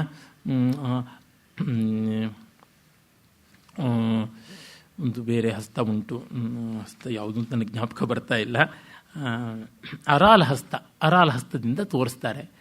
ಆದರೆ ಅರಾಲ ಹಸ್ತವನ್ನು ಹಂಗೆ ಮಾಡಿಬಿಟ್ರೆ ಆಗೋಲ್ಲ. ತಂಗಾಳಿಯ, ಬಿಸಿ ಗಾಳಿಯ, ಬಿರುಗಾಳಿಯ ಅದನ್ನು ಫೀಲ್ ಮಾಡಬೇಕು. ಬಟ್ಟೆ ಕುಚ್ಕೊಂಡು ಹೋಗ್ತಾ ಇದೆ, ಗಾಳಿ ಒಳಗೆ ಸೆಳ್ಕೊಂಡು ಹೋಗ್ತಾ ಇದೆ, ಅದನ್ನು ಹಿಡಿದಿಟ್ಕೊಳ್ಳುವಂಥ ಪ್ರಯತ್ನ ಮಾಡಬೇಕು. ಮುಖಕ್ಕೆ ಧೂಳು ಬರ್ತಾ ಇದೆ, ಅದನ್ನು ಮುಚ್ಚುವ ಪ್ರಯತ್ನ ಮಾಡಬೇಕು. ಆಗ ಸುಂಟರ ಗಾಳಿನ ವೇಗ ನಮಗೆ ಗೊತ್ತಾಗುತ್ತೆ. ಆ ವೇಗಕ್ಕೆ ಇದು ಬೇಕು. ಇಲ್ಲ ಆಂಗಿಕದಲ್ಲಿ ಗಿರಗಿರನೆ ಓಡಾಡಬಹುದು, ಭ್ರಮರಿ ಮೊದಲಾದವನ್ನು ಮಾಡಬಹುದು, ಭ್ರಮರಕಾಂತಲೇ ಒಂದು ಕರ್ಣ ಇದೆ, ಮಾಡಬಹುದು. ಆದರೆ ಇದನ್ನು ಮಾಡಿ ತೋರಿಸಬೇಕಾಗುತ್ತದೆ. ಮತ್ತು ಬೇಸಿಗೆಯಲ್ಲಿ ಬಂದ ಗಾಳಿಗಿರುವ ಬೆಲೆಯಲ್ಲಿ ಮಳೆಯಲ್ಲಿ ಬಂದ ಗಾಳಿಗೆ ಯಾವ ವ್ಯತ್ಯಾಸ, ಇಂಥದ್ದೆಲ್ಲ ಸಾತ್ವಿಕದಿಂದ ಗೊತ್ತಾಗುತ್ತದೆ. ಈ ಪಂಚಜ್ಞಾನೇಂದ್ರಿಯಗಳಿಗೆ ಬರ್ತಕ್ಕಂಥ ಸ್ಪರ್ಶ, ಶಬ್ದ, ಸ್ಪರ್ಶ, ರೂಪ, ರಸ, ಗಂಧ ಎಲ್ಲಕ್ಕೂ ಹಸ್ತಗಳಿವೆ. ಈಗ ಹಂಸಪಕ್ಷ ಅಂತಿದೆ. ಕಿರುಬೆರಳೊಂದನ್ನು ಮೇಲಕ್ಕೆ ನೆಟ್ಟಿಗೆ ನಿಲ್ಲಿಸಿ ಮಿಕ್ಕೆಲ್ಲ 3 ಬೆರಳುಗಳನ್ನು ಮಡಚಿ ಹೆಬ್ಬೆರಳನ್ನು ಜೊತೆಗೆ ತಂದರೆ ಹಂಸಪಕ್ಷ ಹಸ್ತ. ಆ ಹಂಸಪಕ್ಷ ಹಸ್ತವನ್ನು ಇಟ್ಕೊಂಡು ಕಿವಿ ಹತ್ರ ಇಟ್ಕೊಂಡ್ರೆ ಕೇಳ್ತಾ ಇದ್ದೀವಿ ಅಂತ. ಆ ಕೇಳ್ತಾ ಇರೋವಾಗ ಹೀಗ ಹಾಗ ಅಂತ ಮುಖದಲ್ಲಿ ಗೊತ್ತಾಗಬೇಕಲ್ವ. ಹೀಗ ನೀನು ಹೇಳ್ತಾ ಇರೋದು ಕಣ್ರೆಪ್ಪೆ ಬಿಟಕಿಸ್ಬೇಕು, ತುಟಿ ಅರಳಬೇಕು, ಅಥವಾ ಏನೋ ಕೇಳಿಸ್ತಾ ಇಲ್ಲ ಸರಿಯಾಗಿ ಎನ್ನುವಾಗ ಕಣ್ಣು ಹುಪ್ಪು ಕುಂಚಿತವಾಗಬೇಕು. ಹೀಗಾದಾಗ ಕಮ್ಯುನಿಕೇಶನ್. ಏನೋ ಚೆನ್ನಾಗಿರೋದು ಹೇಳಿದ್ರು ಅಂದರೆ ಅದು ಮುಖಕ್ಕೆ ಪ್ರಸನ್ನತೆ, ಚೆನ್ನಾಗಿರೋದು ಹೇಳಿಲ್ಲ ಯಾಕೆ ಹೀಗೆ ಅಂತನ್ನುವುದು. ಮತ್ತೆ ಅದು ಕೇಳ್ತಾ ನಮ್ಮೊಳಗೆ ವಿರೋಧ ಇದೆ ಅಂದರೆ ಇದು ಯಾಕೋ ಸರಿಯಾಗಿಲ್ಲ ಅಂತ ಎಡಗೈನಲ್ಲಿ ಮತ್ತೆ ಶಿಖರ ಹಸ್ತದಿಂದ ಸರಿ ಇಲ್ಲ ಮಾತು ಅಂತ ಎಷ್ಟನ್ನೋ ತೋರಿಸ್ಬೋದು. ಅಂದರೆ ಒಂದು ಆಲಿಸುವಿಕೆ ಕನ್ವೆನ್ಷನ್ ಆದರೆ ಇಷ್ಟೆಲ್ಲ ಮಾಡಬಹುದು ಅಂತ ಗೊತ್ತಾಗುತ್ತದೆ. ಹೀಗೆ ಪ್ರತಿಯೊಂದನ್ನು ತೋರಿಸಬಹುದು ಅಂತ. ಸೂರ್ಯನ ತೀಕ್ಷ್ಣತೆಯನ್ನು ತೋರಿಸಬೇಕು ಅಂತಂದರೆ ಆ ಕಣ್ಣು ಕುಕ್ಕುವಂಥ ಬೆಳಕು ಅಂತ ಕಣ್ಣು ಮುಚ್ಕೊಳ್ಳೋದ್ರಿಂದ ತೋರಿಸ್ಬೋದು. ನಾವು ಮಾಡ್ತೀವಿ, ತಿರುಪತಾಕ ಹಸ್ತ ಮಾಡಿಬಿಟ್ಟು ಮತ್ತು ಅರಾಲ ಹಸ್ತ ಮಾಡಿಬಿಟ್ರೆ ಕಿರಣಗಳು ಬಂತು ಅಂತ ತೋರಿಸ್ಬೋದು. ಆದರೆ ಆ ಕಿರಣಗಳ ತೀಕ್ಷ್ಣತೆ ಸಾಕು ಅಂತ ಪಟ್ಟೆಯಿಂದ ಬೀಸ್ಕೊಳ್ತಾ ಇದ್ದೀವಿ ಅನ್ನುವಂಥದ್ದು, ಮತ್ತು ಬೆವರಿಳಿತಾ ಇದೆ ಅನ್ನುವಂಥದ್ದು, ನೆಲದ ಮೇಲೆ ಕಾಲಿಟ್ಟಾಗ ಕಾಲು ಸುಡುತ್ತೆ ಅನ್ನೋದು, ಈ ಥರದ್ದನ್ನೆಲ್ಲ ಮಾಡಿ ತೋರಿಸಬೇಕು. ಮತ್ತೆ ನಾವು ನಿತ್ಯ ಜೀವನದಲ್ಲಿ ಏನು ಮಾಡ್ತೀವಿ ಅನ್ನೋದನ್ನು ಜ್ಞಾಪಿಸಿಕೊಂಡು ಮಾಡಬೇಕು. ನಾನು ಹೇಳ್ತಾನೆ ಇರ್ತೀನಿ, art is slow motion of life ಅಂತ. ಲೈಫ್ನಲ್ಲಿ ತುಂಬ ಫಾಸ್ಟ್ ಫಾರ್ವರ್ಡ್ ಆಗಿ ಎಷ್ಟೋ ನಡೆದು ಬಿಟ್ಟಿರುತ್ತೆ. ಯಾಕೆಂದರೆ ನಾವು ಎಂಡ್ ಪ್ರಾಡಕ್ಟನ್ನು ಮಾತ್ರ ಯೋಚನೆ ಮಾಡ್ತೀವಿ, ಎಂಡ್ ರಿಸಲ್ಟ್ ಓಡೋಗ್ಬಿಡ್ಬೇಕು, ಬೇಗ ಅದೇನು ತೀರ್ಮಾನ ಮಾಡ್ಕೋಬೇಕು. ಆದರೆ ಆರ್ಟ್ ವಿವಿಡ್ಡಾಗಿ ಆ ಹೆಜ್ಜೆಗಳನ್ನು ತೋರಿಸುತ್ತೆ. ಆ ಸ್ಲೋ ಮೋಷನ್ನಿನ ಮೂವ್ಮೆಂಟ್ ಬಹಳ ಮುಖ್ಯ. ಸಂಗೀತದಲ್ಲಿ ಗಂಟ್ಲಲ್ಲಿ ಆಯಾ ನುಡಿಕಾರಗಳನ್ನು ಹೊರಡಿಸ್ಬೇಕು ಅಂತಂದರೆ ನೀವು ಸ್ವಲ್ಪ ನಿಧಾನಕ್ಕೆ ಅಭ್ಯಾಸ ಮಾಡಿ ಸ್ವರಸ್ಥಾನಗಳು ಕರೆಕ್ಟಾಗಿ ಕೂತ್ಕೊಳ್ಳುತ್ತವೆ. ಆಮೇಲೆ ಫಾಸ್ಟ್ ಫಾರ್ವರ್ಡು, ಆಮೇಲೆ ಸ್ಪೀಡಾಗಿ ಹಾಡಿ ಅಂತ ಹೇಳ್ಬಿಟ್ಟು ಸಾಗಸ ನೀಸ ನಿಧಾನಿದ ಮಾಗಮ ಅಂತನ್ನುವಂಥ ದಾಟಗಳು ನುಡಿಬೇಕು ಅಂತಂದರೆ ಸಾಗಸ ನೀಸ ನಿಧಾನಿದ ಮಾಗಮ ಅಂತ ಹಾಡಿಕೊಂಡು ಆಮೇಲೆ ಬರಬೇಕಾಗುತ್ತೆ. ಇಲ್ಲದೇ ಇದ್ದರೆ ಸ್ವರಗಳ ಅಕ್ಷರ ಇರುತ್ತೆ, ಶ್ರುತಿ ಸ್ಥಾನ ಇರೋದಿಲ್ಲ. ಇದು ಗಮನದಲ್ಲಿ ಇಟ್ಕೊಳ್ಬೇಕಾದದ್ದು. ಅದಕ್ಕೆ ಇವನ್ನೆಲ್ಲ ನಿಧಾನಕ್ಕೆ ಕ್ರಮವಾಗಿ ಮಾಡಿಕೊಂಡು ಹೋಗಬೇಕು ಅಂತ ತೋರಿಸ್ತಾನೆ. ಇಷ್ಟು ವಿವರಗಳನ್ನು ಕೊಡ್ತಾನೆ. ಒಂದು ಅಧ್ಯಾಯವೇನೇ ಒಂದು ದಿನವಿಡೀ ಆಲೋಚನೆ ಮಾಡಬಹುದಾದದ್ದು ಆ ಥರ ಉಂಟು. ಎಲ್ಲ ಅಂತ ಹೇಳಬೇಕಾದ್ರೆ ಸುತ್ತಲೂ ಎಲ್ಲ ಒಂದು ಸರ್ತಿ ತಿರುಗಿ ತೋರಿಸ್ಬೇಕು ಅಂತ. ನಾವು ನೋಡಿ ಎಲ್ಲ ಅನ್ಬೇಕಾದ್ರೆ ಸುತ್ತಲಿಂದ ಎಲ್ಲವೂ ನೋಡ್ತೀವಿ. ಅವ್ರಿಗೆ ಏನೆಲ್ಲ ಗೊತ್ತಿದೆ ಅನ್ನುವಾಗ ಒಂದು ಕೈ ಬೀಸಿರ್ತೀವಿ, ಎಲ್ಲ ಕಡೆ ತಿಳ್ಕೊಂಡಿದ್ದಾರೆ, ಚೆಲ್ಲ ಪಿಲ್ಲಿ ಆಗಿಬಿಟ್ಟಿದೆ ಅನ್ನುವಾಗ ನಮ್ಮ ಅರಿವಿಲ್ಲದೇನೆ ದೇಹ ಭಾಷೆ ಹಾಗೆ ಬರುತ್ತದೆ. ಆ ಥರ ಮಾಡಬೇಕು ಅಂತ. ಅಲ್ಲಿ ನೋಡಿ ಅಲಪಲ್ಲವ ಹಸ್ತ ಇಟ್ಕೊಂಡು ಮಾಡಿ ತೋರಿಸ್ಬೇಕು ಅಂತಂದರೆ ನಾವು ಕೈ ವಿಸ್ತರಿಸ್ತೀವಿ, ಅಷ್ಟು ಬೆರಳುಗಳು ಓಪನ್ ಔಟ್ ಆಗುತ್ತಲ್ಲ, ಆ ತರಹ ಅಂತ. ಆಮೇಲೆ ಈ ಸಿಂಹ, ವಾನರ ಇತ್ಯಾದಿಗಳನ್ನು ಇವನ್ನೆಲ್ಲ ತೋರಿಸುವಾಗ, ಮುಖ್ಯವಾಗಿ ವಾನರನ್ನು ತೋರಿಸುವಾಗ ಪದ್ಮಕೋಶ ಹಸ್ತವನ್ನು ಅಧೋಮುಖವಾಗಿ ಮಾಡಬೇಕು ಅಂತ. ಕೋತಿಗಳು ಅವುಗಳನ್ನೆಲ್ಲ ಮಾಡುವಾಗ ಇಮ್ಮಿಡಿಯೇಟ್ಲಿ ಕೈಯನ್ನು ಹಿಂಗೆ ಬಗ್ಗಿಸಿ ಅಷ್ಟು ಮಾಡಿದ್ರೆ ಸಾಕಾಗೋಲ್ಲ, ಮುಖ ಊದಿಸ್ಕೊಳ್ಬೇಕು. ಅದು ಲೋಕಧರ್ಮಿಯಿಂದ ಬರ್ತಕ್ಕಂಥದ್ದು. ಈ ಥರದ್ದು ಎಷ್ಟೊಂದನ್ನು ನಾವು ಲೋಕದಿಂದ ನೋಡಿಕೊಂಡು ಸಿದ್ಧಿರ್ಲೋಕಾತ್ ಮತ್ತೆ ಭರತ ಮುನಿಯ ಆ ಒಂದು ಮಾಡಸ್ ಅಪರೆಂಡಿನ ಗಮನದಲ್ಲಿ ಇಟ್ಕೊಳ್ಬೇಕಾಗುತ್ತೆ. ಆಮೇಲೆ ಆಯುಧಗಳನ್ನು, ಪರಿಕರಗಳನ್ನು ಹಿಡ್ಕೊಂಡಾಗ, ಕೊಡೆ ಹಿಡ್ಕೊಂಡಾಗ, ದಂಡವನ್ನು ಹಿಡ್ಕೊಂಡಿರ್ತೀವಿ. ನಾವು ಕೊಡೆ ಇಲ್ಲ, ಖಾಲಿ ಕೈನಲ್ಲಿ ಇಟ್ಕೊಂಡು ಬರ್ತಾ ಇದ್ವಿ. ರಾಜ ಬರ್ತಾ ಇದ್ರೆ ರಾಜನ ಹಿಂದೆ ಶ್ವೇತ ಛತ್ರ ಹಿಡ್ಕೊಂಡು 2 ಶಿಖರ ಹಸ್ತಗಳನ್ನು ಒಂದರ ಮೇಲೊಂದು ಇಟ್ಕೊಂಡು ಬರಬೇಕು ಅಂತ. ಅವನು ಕೈ ಸೋಲ್ತು ಅಂತ ಹೇಳ್ಬಿಟ್ಟು ಹಿಂಗೆ ಬಿಟ್ಬಿಡೋಕ್ಕಾಗಲ್ಲ, ಕೈನಲ್ಲೇನು ಇಲ್ವಲ್ಲ ಅಂತ. ಕೈನಲ್ಲಿ ಇಟ್ಕೊಂಡಿದ್ದೀನಿ ಅನ್ನೋ ಭಾವ ಮಾಡಬೇಕು. ಭಾರ ಆಯಿತು ಅಂತ ಸ್ವಲ್ಪ ಸುಸ್ತನ್ನು ತೋರಿಸ್ಬೋದು. ಮತ್ತೆ ಆಗ ಒಂದು ಸ್ವಲ್ಪ ಮುಂದೆ ಹೋದಾಗ ಅದನ್ನ ಹಿಂದೆ ಇಟ್ಕೊಂಡು ಬಂದಂಗೆ ಮಾಡಿದ್ರೆ ಇದು ನಟನಿಗಿರಬೇಕಾದ ಸೂಕ್ಷ್ಮತೆ. ಅಲ್ಲಿ ಗೊತ್ತಾಗುತ್ತೆ ಯಾವ ಥರ ಸೊಗಸು, ಯಾವ ಥರ ಸೂಕ್ಷ್ಮತೆ ಅಂತ. ಇದು ವರ್ಣನೀಯ ವಿಷಯ ತನ್ಮಯೀ ಭವನ. ಏನನ್ನು ನಾವು ಅಭಿನಯಿಸ್ತಿದ್ದೀವಿ ಅದರ ಎಲ್ಲ ವಿವರಗಳಲ್ಲೂ ತರ್ಕ್ ಬಂದಾಗ ಬರುತ್ತದೆ. ಭಗವಂತನ ಒಂದು ವಿಗ್ರಹ ರೂಪದಲ್ಲಿ ಪೂಜೆ ಮಾಡುವಾಗ ಅದು ವಿಗ್ರಹವೇ ಅನ್ನೋ ಭಾವ ಇದ್ದರೆ ಭಕ್ತಿ ಬರೋಲ್ಲ. ಅಲ್ಲಿ ಸಾಕ್ಷಾತ್ತಾಗಿ ಆ ಸ್ವರೂಪವೇ ಇದೆ, ದೈವವೇ ಉಂಟು ಅಂತ ಮಾಡಿಕೊಂಡ್ರೆ ಆಗುತ್ತದೆ. ನನಗೆ ಮತ್ತೆ ಮತ್ತೆ ಜ್ಞಾಪಕ ಬರುವಂಥದ್ದು ಮೇಲುಕೋಟೆಯ ದೇವಸ್ಥಾನದ ಪ್ರಧಾನ ಅರ್ಚಕರಾಗಿದ್ದ ಸಂಪತ್ಕುಮಾರ ಭಟ್ಟರು. ಅವರು ಒಮ್ಮೆ ಹೇಳಿದರು, ನಿಮಗೆ ನಾಟ್ಯ ಚೆನ್ನಾಗಿ ಗೊತ್ತಿದ್ರೆ ಪೂಜೆ ಸರಿಯಾಗಿ ಗೊತ್ತಾಗುತ್ತೆ ಅಂತಂದಿದ್ರು. ನನಗೆ ತುಂಬ ಸಂತೋಷವಾಯಿತು. ಆ ಪ್ರೀತಿ, ಆ ವಿವರ ಅದೆಲ್ಲ ಇರಬೇಕು ಅಂತ.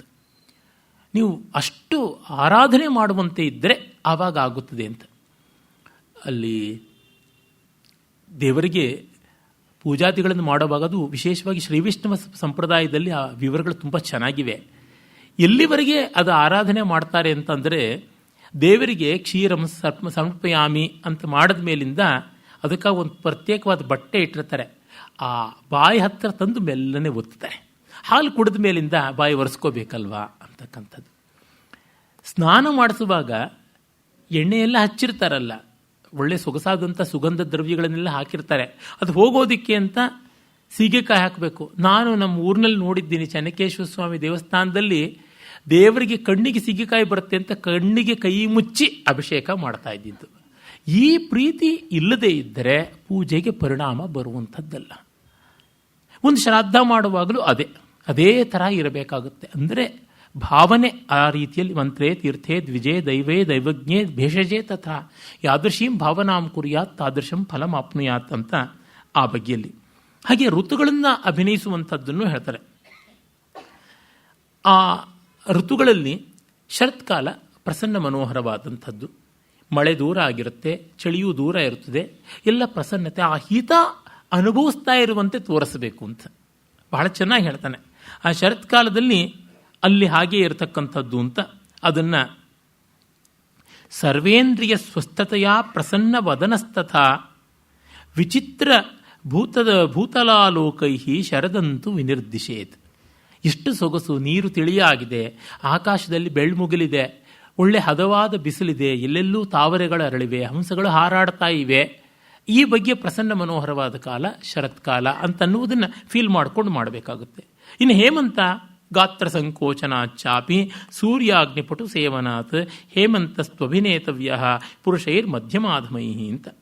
ಅಂದರೆ ಗಡಗಡ ಅಂತ ನಡುಗ್ತಾ ಇದ್ದೀವಿ, ಚಳಿ, ಎಲ್ಲರೂ ಬೆಂಕಿ ಕಾಣಿಸುತ್ತಾ, ಎಳೆ ಬಿಸಿಲು ಕಾಣಿಸುತ್ತಾ, ಮೈ ಕಾಯಿಸ್ಕೊಳ್ಳೋಣ, ಚಳಿ ಕಾಯಿಸ್ಕೊಳ್ಳೋಣ ಅಂತ ಹೋಗುವಂಥದ್ದು. ಅದಕ್ಕೆ ಪರದಾಟ ಮಧ್ಯಮಾಧಮ. ಸ್ವಲ್ಪ ತಾಳಿಕೊಳ್ಳಬಲ್ಲವರು ಉತ್ತಮ ಪ್ರಕೃತಿ ಅಂತ. ಯಾರು ತಮ್ಮ ಭಾವನೆಗಳನ್ನು ಹುಚ್ಚಾಪಟ್ಟೆ ಹರಿಯ ಬಿಡಲ್ವೋ ಅವರು ಉತ್ತಮ ಪ್ರಕೃತಿ, ಒಂದು ಸ್ವಲ್ಪ ಕಂಟ್ರೋಲ್ಡ್ ಆಗಿರ್ತಾರೆ. ಮಧ್ಯಮಾಧಮ ಪ್ರಕೃತಿಯನ್ನು ಬಹಳ ಬೇಗ ತೋರಿಸ್ಪಡಿಸ್ತಾರೆ ಅಂತ. ನನ್ನ ಕೆಲವು ಸ್ನೇಹಿತರು ಪಾಪ ಎಷ್ಟು ಚಳಿ ಆದರೂ ಗಂಭೀರವಾಗಿರ್ತಾರೆ. ನಾನು ಬಾಯಿ ಬಡ್ಕೋತೀನಿ, 2 ಶಾಲು ಹೊದ್ಕೋತೀನಿ. ಮಧ್ಯಮ ಪ್ರಕೃತಿನೋ ಅಧಮ ಪ್ರಕೃತಿನೋ ಆಗಿರುತ್ತೆ ನಂದು.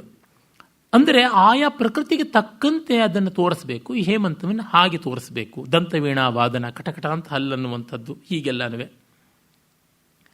ಶಿಶಿರದಲ್ಲಿ ರೂಕ್ಷವಾಯು, ತೀವ್ರವಾಗಿ ಬರತಕ್ಕಂಥ ಚಳಿಗಾಳಿ ಇತ್ಯಾದಿಗಳಿಂದ ತೋರಿಸಬೇಕು. ವಸಂತ ಪುಷ್ಪ ಸಮೃದ್ಧಿ, ಅದರಿಂದ ತೋರಿಸಬೇಕು ಅಂತ. ಶರದೃತುವಿನಲ್ಲಿ ಇಲ್ಲದ ಪುಷ್ಪ ಸಮೃದ್ಧಿ ಮತ್ತು ಪ್ರಸನ್ನತೆ ಎಲ್ಲ ಅಲ್ಲಿ ಕಾಣಿಸ್ಕೊಳ್ತದೆ.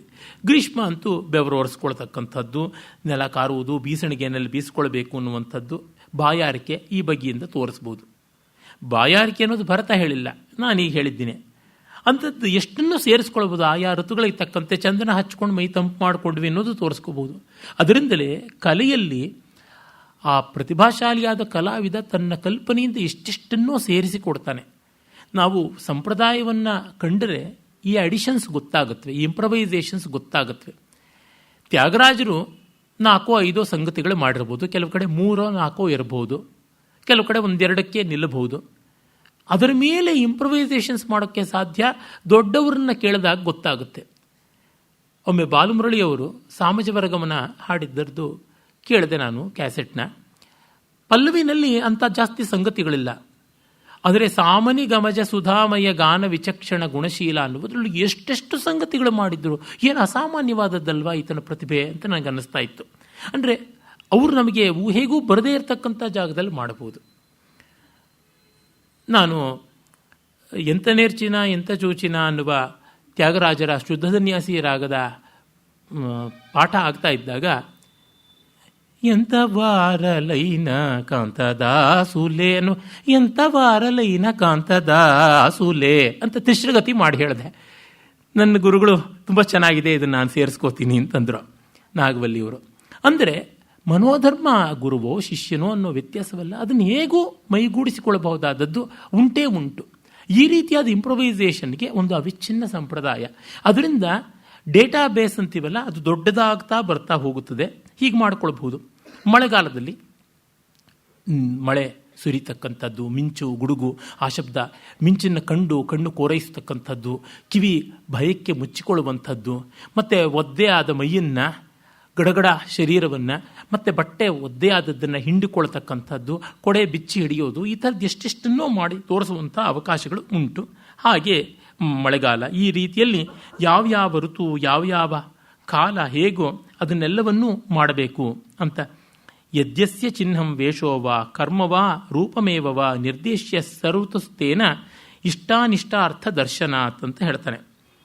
ಆಮೇಲೆ ವಿಭಾವ, ಅನುಭಾವ, ಭಾವ ಇವುಗಳನ್ನು ಹೇಳ್ತಾನೆ ಭರತ. ಅದು ತುಂಬ ಸ್ವಾರಸ್ಯಕಾರಿಯಾದದ್ದು. ನಾನು ಬಹಳ ವಿಸ್ತರಿಸಿ 6ನೇ ಅಧ್ಯಾಯದ ರಸಾಧ್ಯಾಯದ ರಸಸೂತ್ರದ ವಿವರಣೆಯಲ್ಲಿ ಹೇಳಿದ್ದೆ, ಮತ್ತು ಇಲ್ಲಿ ಅದನ್ನು ಅಡಕವಾಗಿ ಹೇಳಿದ್ದೇನೆ.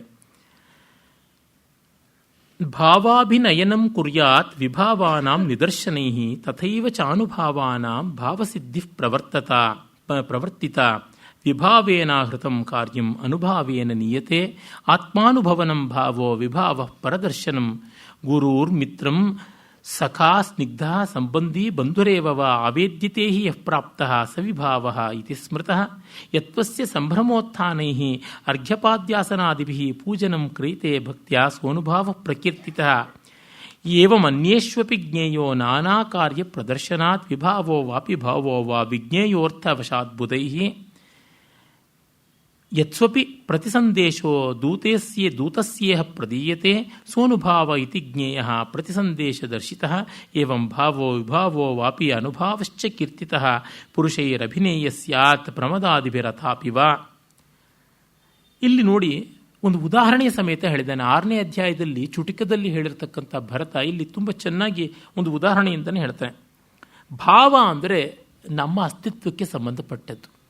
ಭವಸ್ಯ ಅಯಂ ಭಾವ, ನಾವಿದ್ದೀವಿ ಅನ್ನೋದು ನಮ್ಮ ಭಾವನೆಗಳಿಂದ. Our existence is proved because of our emotions. Emotions ಇಲ್ಲ ಅಂದರೆ ನಾವು ಜಗತ್ತಿಗಿಲ್ಲ, ಜಗತ್ತು ನಮಗಿಲ್ಲ ಅಂತ ಅರ್ಥ. ಹೀಗಾಗಿ ಅದು ಒಂದೋ ಜೀವನ್ಮುಕ್ತಿತ್ವ, ಇಲ್ಲ ಶವತ್ವ, ಎರಡು ಬಿಟ್ಟು ಇನ್ಯಾವುದೂ ಇಲ್ಲ. ಜೀವನ್ಮುಕ್ತನಿಗೂ ದೇಹ ಇದ್ದೂ ಇಲ್ಲ, ಶವಕ್ಕೆ ಪ್ರಾಣವಿಲ್ಲ. ಈ ರೀತಿಯಾದ ಸ್ಥಿತಿ. ಇದನ್ನು ಮಧ್ಯದಲ್ಲಿರ್ತಕ್ಕಂಥವ್ರು ಒಂದು ಪರಮೋಚ್ಚವಾದ ಜೀವನ್ಮುಕ್ತ ಸ್ಥಿತಿ, ಇನ್ನು ಪರಮಾಧಮವಾದ ಮೃತಸ್ಥಿತಿ. ಅದೆರಡರ ಮಧ್ಯದಲ್ಲಿ ಜೀವಸ್ಥಿತಿ ಉಂಟು. ಆ ಜೀವಸ್ಥಿತಿ ಭಾವಸ್ಥಿತಿಯಿಂದಾಗಿಯೇ ಇದೆ. ಭಾವಸ್ಥಿತಿ ಇಲ್ಲದೆ ಇದ್ದರೆ ಜೀವಸ್ಥಿತಿ ಇಲ್ಲ. ವೆಜಿಟೇಬಲ್ ಅಂತ ಕರಿತೀವಲ್ಲ, ಆ ಥರ ಆಗಿರ್ತಾರೆ. ಹಾಗಾಗಿ ಅವನಿಗೆ ತನ್ನ ಭಾವನೆಗಳಿಗೆ ಯಾವುದು ಆಲಂಬನವಾಗುತ್ತದೆಯೋ ಅದು ವಿಭಾವ. That which makes him aware of his existence is ವಿಭಾವ. ಅಂದರೆ ನಮ್ಮ ಅಸ್ತಿತ್ವ, ನಾವಿದ್ದೀವಿ ಅಂತ ನಮಗೆ ಅನಿಸೋದು ಇನ್ನೊಂದು ವಸ್ತುವಿನ ಕಾರಣ. ಇದು ಬಹಳ ಒಂದು ವಿಚಿತ್ರ. ಅಜ್ಞಾನದ ಮಾಯಾಮಯವಾದ ಜಗತ್ತಿನ ಒಂದು ಲಕ್ಷಣ, ಅದರ ಅವಲಕ್ಷಣ. ನಾವಿದ್ದೀವಿ ಅಂತ ಮಿಕ್ಕವರಿಂದ ಗೊತ್ತಾಗುತ್ತೆ. ಅದಕ್ಕಾಗಿ ತಾನೇ ನಾವು ಒದ್ದಾಡೋದು.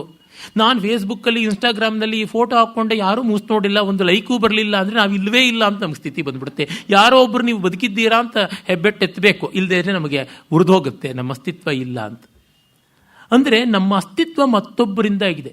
ಈಗಂತೂ ರಾಜ್ಯೋತ್ಸವದ ಕಾಲ, ಈ ಯಮಗಾಂಡ ಕಾಲ, ರಾಹು ಕಾಲ, ಗುಳಿಕ ಕಾಲ ಅನ್ನೋ ಥರ ರಾಜ್ಯೋತ್ಸವದ ಕಾಲ. ಈ ಒಂದು ವಾರದಲ್ಲಿ ಏನು ಕೋಲಾಹಲ ಆಗ್ತಾ ಇರುತ್ತೆ. ಆ ರಾಜ್ಯೋತ್ಸವದ ಪ್ರಶಸ್ತಿ ಅನ್ನೋದು ಬರದೇ ಇದ್ದರೆ ನಾವು ಇಲ್ಲವೇ ಇಲ್ಲ, ನಮ್ಮ ಪಾಲಿಗೆ ನಾವಿಲ್ಲ, ಜಗತ್ತಿನ ಪಾಲಿಗಿಲ್ಲ, ನಾನು ಇಷ್ಟು ಕಲಾ ಸೇವೆ ಮಾಡಿ ಏನು ಪ್ರಯೋಜನ, ಇಷ್ಟು ಸಮಾಜ ಸೇವೆ ಮಾಡಿ ಏನು ಪ್ರಯೋಜನ ಅಂತ ಫ್ರಸ್ಟ್ರೇಷನ್ ಶುರು ಆಗುತ್ತಲ್ಲ. ಅಂದರೆ ನಮ್ಮ ಅಸ್ತಿತ್ವಕ್ಕೆ ಸದಾ ನಾವು ಎಂಡಾರ್ಸ್ಮೆಂಟ್ ಬಯಸ್ತೀವಿ. ಯಾವಾಗಲೂ ಓದಿದ್ದೆ, ಈಗ ಏನಾದರೂ ಬದಲಾಗಿದೆಯೋ ಗೊತ್ತಿಲ್ಲ. ಒಮ್ಮೆಯಾದರೂ ಗಂಡನೋ ಹೆಂಡತಿಗೋ ಐ ಲವ್ ಯು ಡಿಯರ್ ಅಂತ ಅಂದೇ ಇದ್ದರೆ ಅವನು ಇಷ್ಟಪಡ್ತಿಲ್ಲ, ಅವನ ಜೊತೆ ಡೈವರ್ಸ್ ಮಾಡಬೇಕನ್ನೋ ಆಲೋಚನೆಗೆ ಅದೊಂದು ಬೀಜಭೂತವಾಗಿಬಿಡುತ್ತೆ ಅಂತ ವಿದೇಶದಲ್ಲಿ ಅಂತ. ಅಂದರೆ ಅಷ್ಟು ಮಟ್ಟಿಗೆ ನಮ್ಮ ಅಸ್ತಿತ್ವ ಮತ್ತೊಂದರ ಎಂಡಾರ್ಸ್ಮೆಂಟ್ ಮೇಲೆ ಇರತಕ್ಕಂಥದ್ದು. ಹೀಗಾದರೆ ಏನು ಗತಿ? ಆದರೆ ಲೋಕ ಇರೋದು ಹಾಗೆ, ನಾಟ್ಯಶಾಸ್ತ್ರ ಲೋಕಾನುಕರಣ ಲೋಕಾನುಕೀರ್ತನ. ಅದರಿಂದಾಗಿ ವಿಭಾವ ಅಂತಂದರೆ ನಮ್ಮ ಭಾವಗಳನ್ನು ಮೇಲೆಬ್ಬಿಸ್ತಕ್ಕಂಥ ಮತ್ತೊಂದು ವಸ್ತು, ನಮ್ಮ ಭಾವನೆಗಳನ್ನು ಬಳ್ಳಿಗೆ ಒಂದು ಗೂಟ ಇದ್ದಂತೆ ಅಂತ ಅದನ್ನು ಹೇಳ್ತಾರೆ. ಆಮೇಲೆ ಅನುಭವ ಅಂತಂದರೆ ಅದಕ್ಕೆ ನಾವು ತೋರಿಸುವ ಪ್ರತಿಸ್ಪಂದ ಅಂತ. ಅದಕ್ಕೆ ಒಂದು ಉದಾಹರಣೆಯನ್ನು ಕೊಡ್ತಾನೆ.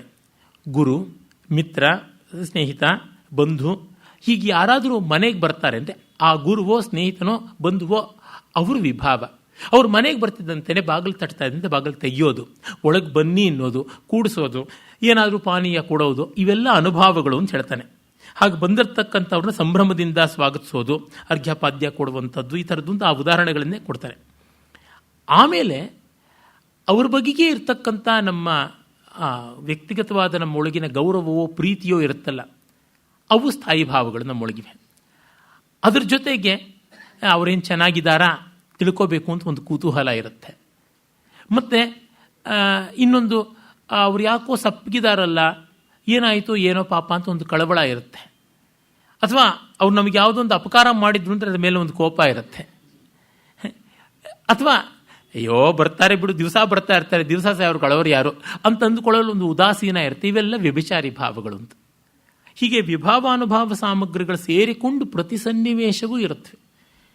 ನಾನು ನನ್ನ ಬಳಿ ಯಾರಾದರೂ ನರ್ತನಕ್ಕೆ ಸಾಹಿತ್ಯ ಬರೆಸ್ಕೋತೀನಿ ಅಂದರೆ ಈಗ ಕಡಿಮೆ ಆಗಿದೆ, ಒಳ್ಳೆಯದು ಪುಣ್ಯವಶಾತ್.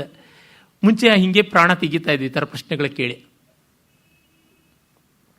ನೀವು ಮಾಡಬೇಕು ಅಂತಿರ್ತಕ್ಕಂಥ ಐಟಮ್ನ ಸ್ಥಾಯಿ ಭಾವ ಏನು, ಅದಕ್ಕೇನು ವಿಭಾವಗಳು, ಏನಿರಬೇಕು ಹೇಳಿ ಅಂತ.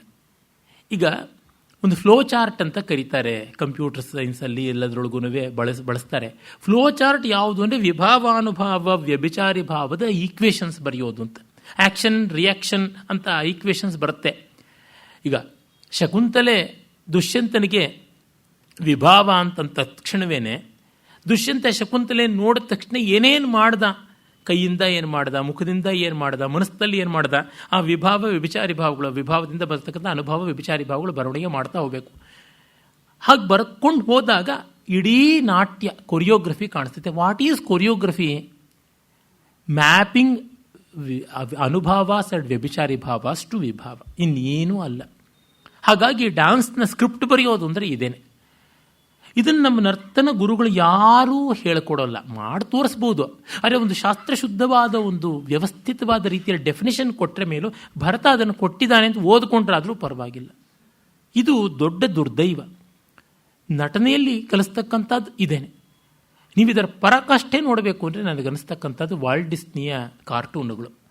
ಒಂದೊಂದು ಮೂವ್ಮೆಂಟು ಟಾಮ್ ಅಂಡ್ ಜೆರ್ರಿ ನೋಡಿ ಗೊತ್ತಾಗುತ್ತೆ ಎಷ್ಟು ವಿವರವಾಗಿರುತ್ತದೆ. ಆ್ಯಕ್ಷನ್ ರಿಯಾಕ್ಷನ್ ಎಷ್ಟು ವಿವರವಾಗಿ ಬರುತ್ತದೆ, ಎಷ್ಟೆಷ್ಟು ವಿವಿಡ್ ಆಗಿರುತ್ತದೆ ಅಂತ ಅನ್ನೋದು ಗೊತ್ತಾಗುತ್ತದೆ. ಹಾಗಿರ್ತಕ್ಕಂಥದ್ದು ಅಂತ ಹೇಳ್ತಾನೆ.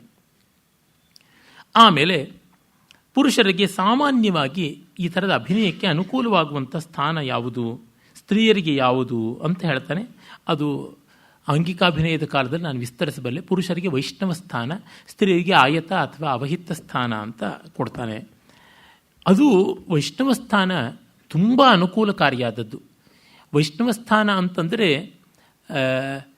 ಇನ್ನೇನು ವಿಷ್ಣು ನಿಂತ್ಕೊಳ್ಳೋ ಸ್ಥಾನ ಅಂತ ಅಲ್ಲ, ಒಂದು ಕಂಫರ್ಟಬಲ್ ಆದದ್ದು. ಒಂದು ರೀತಿಯಲ್ಲಿ ಸ್ಥಿತಿಕರ್ತ ನಾರಾಯಣ, ವಿಷ್ಣು ಅಂದರೆ ಸ್ಥಿತಿ, ಎಲ್ಲದರ ಸ್ಥಿತಿಯನ್ನು ಮ್ಯಾನೇಜ್ ಮಾಡ್ತಕ್ಕಂಥ ಪೊಸಿಷನ್ ಅಂತ.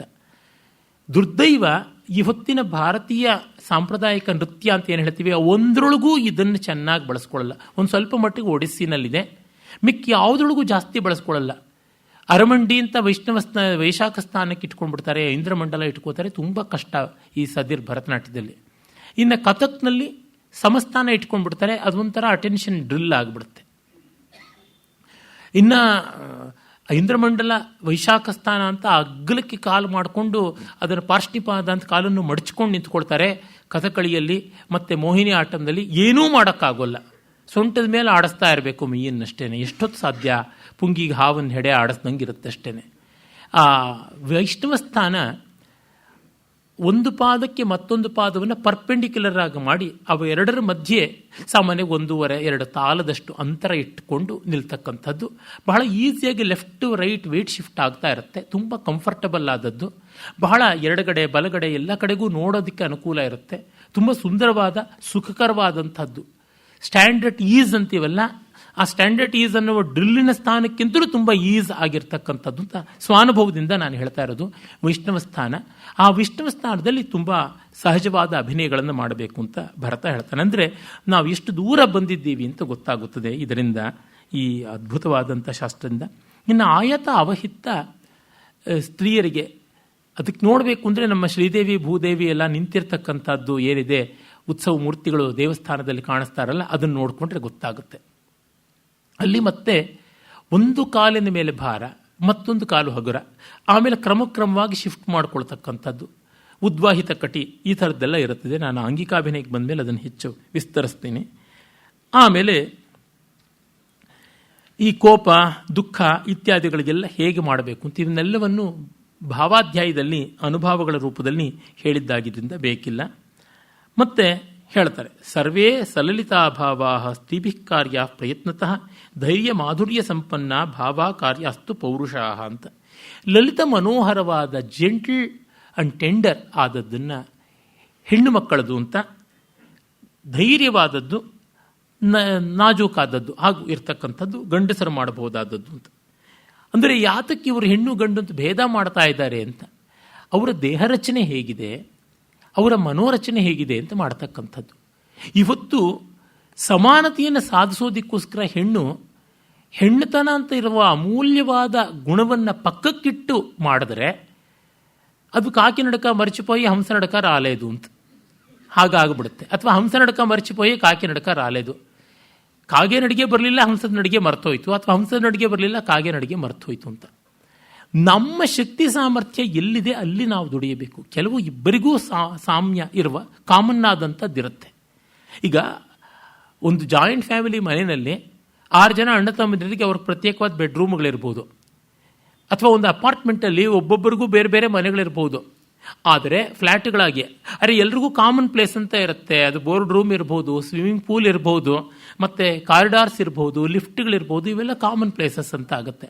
ಹಾಗೆ ಹೆಣ್ಣು ಗಂಡಿಗೆ ಕಾಮನ್ ಆದದ್ದು ಕೆಲವಿದೆ, ಅವ್ರವ್ರಿಗೆ ಇರತಕ್ಕಂಥದ್ದು ಇದೆ. ಇದನ್ನು ಒಪ್ಕೋಬೇಕು. ಯಾವ ಫೆಮಿನಿಸ್ಟ್ ಆದರೂ ಒಪ್ಕೋಬೇಕು, ಯಾವ ಮೇಲ್ ಶಿವನಿಸ್ಟ್ ಪಿಗ್ಗಾದರೂ ಒಪ್ಕೋಬೇಕು, ಬೇರೆ ದಾರಿ ಇಲ್ಲ.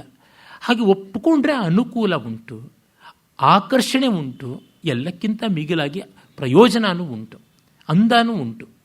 ಅದನ್ನು ಹೇಳ್ತಾನೆ. ಇವತ್ತಿಗೂ ನಾನು ನನ್ನ ಕನ್ವಿಕ್ಷನನ್ನು ಹೇಳ್ತೀನಿ, ಭಾರತೀಯ ನೃತ್ಯದ ಅತ್ಯುತ್ತಮವಾದ ಅಭಿವ್ಯಕ್ತಿ ಹೆಣ್ಣಿನಿಂದಲೇ ಸಾಧ್ಯ, ಹೆಣ್ಣಿನ ವೇಷದಿಂದಲೇ ಸಾಧ್ಯ, ಗಂಡಿನ ದೇಹದಿಂದನೋ ಗಂಡಿನ ವೇಷದಿಂದನೋ ಅಲ್ಲ. ಇದನ್ನು ಯಾವ ನರ್ತಕರು ಬೇಜಾರು ಮಾಡ್ಕೊಂಡು ಬಾಯಿ ಬಡ್ಕೊಂಡ್ರು ನಾನೇನೂ ಮಾಡೋಕ್ಕಾಗಲ್ಲ. ಅಂದರೆ Indian dance, Indian poetry, Indian music is essentially feminine in nature. ಅದು ನನಗೆ ಛಂದಸ್ಸುಗಳಿಂದ ಗೊತ್ತಾಗಿದೆ, ರಾಗಗಳಿಂದ ಗೊತ್ತಾಗಿದೆ, ತಾಳಗಳಿಂದ ಗೊತ್ತಾಗಿದೆ, ಶಿಲ್ಪಗಳಿಂದ ಗೊತ್ತಾಗಿದೆ, ಚಿತ್ರದಿಂದ ಗೊತ್ತಾಗಿದೆ, ಪ್ರಕೃತಿಯ ಜೊತೆಗಿರುವ ಸಂಬಂಧದಿಂದ ಗೊತ್ತಾಗಿದೆ, ಜೀವ ಸ್ವರೂಪದಿಂದ ಗೊತ್ತಾಗಿದೆ. ಎಸೆನ್ಷಿಯಲಿ ಜೀವವೇ ಸ್ತ್ರೀತ್ವದ ಲಕ್ಷಣ, ಬ್ರಹ್ಮ ಪುರುಷದ ಲಕ್ಷಣ. ಆದರೆ ಬ್ರಹ್ಮ ನಮಗೆ ಅರಿವಿಗೆ ಬಂದಿಲ್ಲ, ನಿದ್ರೆಯಲ್ಲಿ ಬರುತ್ತಂತೆ. ಆದರೆ ಎಚ್ಚರದಲ್ಲಿ ನಮಗೆಲ್ಲ ಗೊತ್ತಾಗೋದು ಸ್ತ್ರೀತ್ವವೇ.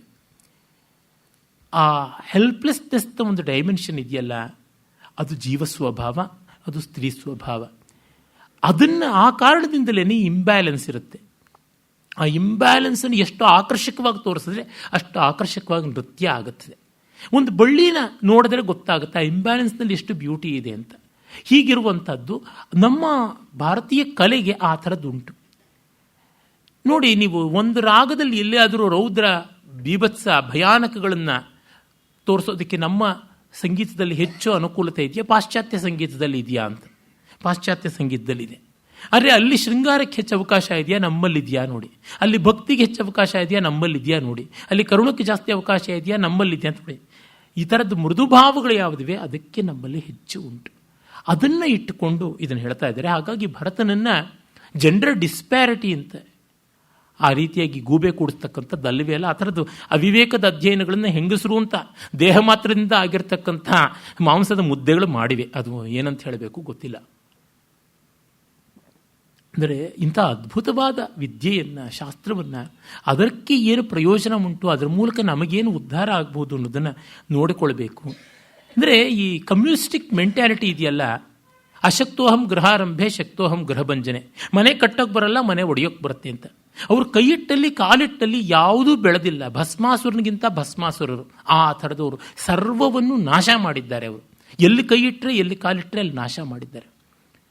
ಅದೇ ಕಾರಣವಾಗಿ ಅವರು ಸಂಗೀತಕ್ಕೆ ಕೈ ಇಟ್ಟಿದ್ದಾರೆ. ಈಗ ಟಿ ಎಂ ಕೃಷ್ಣನ ರೂಪದಿಂದ ಅದು ಸತ್ತೋಗ್ಬಿಡುತ್ತೆ, ಇಲ್ಲ ಅವನನ್ನು ಸಾಯಿಸಬೇಕು, ಆ ಥರ ಆಗಿದೆ. ನೃತ್ಯಕ್ಕೆ ಇದರಲ್ಲಿ ದರ್ಪಣ ಅಕಾಡೆಮಿ ಅಂತ ಮತ್ತು ಚಂದ್ರಲೇಖ ಅಂತ, ಆಕೆ ತಲೆ ಕೂದಲು ಎಷ್ಟು ಬೆಳಗಿದೆಯೋ ಅಂತರಂಗ ಅಷ್ಟು ಕಪ್ಪಿಗಿತ್ತು. ಅದರೆಲ್ಲ ಹೋದರು, ಲಿಟ್ಲಕಾರದಲ್ಲಿ ಅವರು ಬದುಕಿದೆ. ಅಂದರೆ ಏನಾಗಿದೆ ಇಲ್ಲಿ, ಎಲ್ಲಕ್ಕೂ ಹಾಳು ಮಾಡುವಂಥದ್ದಾಯಿತು. ಇದು ಆಗ್ರಹದಿಂದ ಮಾಡಿದ್ದು. ಕಲೆಯಲ್ಲಿ ಸಾಮ್ಯವನ್ನು ಸಾಧಿಸಬೇಕೇ ಹೊರತು ಸಮಾನವನ್ನಲ್ಲ. ಸಾಮ್ಯ ಅನ್ನುವುದು ಹಾರ್ಮನಿಗೆ ಸಂಬಂಧಪಟ್ಟದ್ದು, ಸಮಾನ ಅನ್ನೋದು ರೂಕ್ಷತೆಗೆ ಸಂಬಂಧಪಟ್ಟಿದ್ದು. ಹಾಲು ನೀರು ಸಮಾನವಾ ಅಂದರೆ ಈ ನೀರು ಕುಡಿಯದೆ ಹಾಲು ಕುಡಿತಕ್ಕಂಥ ಹಸು ಬದುಕೋಲ್ಲ ಅನ್ನೋದ್ರೊಳಗೆ ಸಾಮ್ಯ ಉಂಟು. ಆ ಬಗೆಯಲ್ಲಷ್ಟೇ. ಹಾಲಿನ ಜಾಗದಲ್ಲಿ ನೀರನ್ನೋ, ನೀರಿನ ಜಾಗದಲ್ಲಿ ಹಾಲನ್ನೋ ತಂದಿಟ್ಟರೆ ಸಮಾನತೆ ಬರೋಲ್ಲ. ಈಗ ಏನಾದ್ರು ನಾವು ನೀರನ್ನು ಹಸುವಿನಿಂದನೇ ಪಡ್ಕೋಬೇಕು ಅಂತ ಆಗಿದ್ದಿದ್ರೆ ನಾವು ಯಾರೂ ಬದುಕಿರ್ತಾ ಇರಲಿಲ್ಲ. ಹೀಗಾಗಿ ಆ ವ್ಯತ್ಯಾಸ ಯಾವುದಿದೆ, ಅದರೊಳಗಿರುವ ಪರಮೋಚ್ಚವಾದ ಪ್ರಯತ್ನ ಎಂಥದ್ದಿದೆ, ಫಲ ಎಂಥದ್ದಿದೆ, ಅದನ್ನು ಕಾಣಬೇಕು. ಹೀಗಾಗಿ ನಾಟ್ಯಶಾಸ್ತ್ರದಲ್ಲಿ ಎಷ್ಟೋ ಬಾರಿ ಸ್ತ್ರೀತ್ವವನ್ನು ಪ್ರಸ್ತಾವಿಸಿದಾಗ ಯಾರೂ ಫೆಮಿನಿಸಮ್ನ ದೃಷ್ಟಿಯಿಂದ ನೋಡಬಾರದು. ನೋಡಿದ್ರೆ ಪ್ರಯೋಜನ ಕಡಿಮೆ.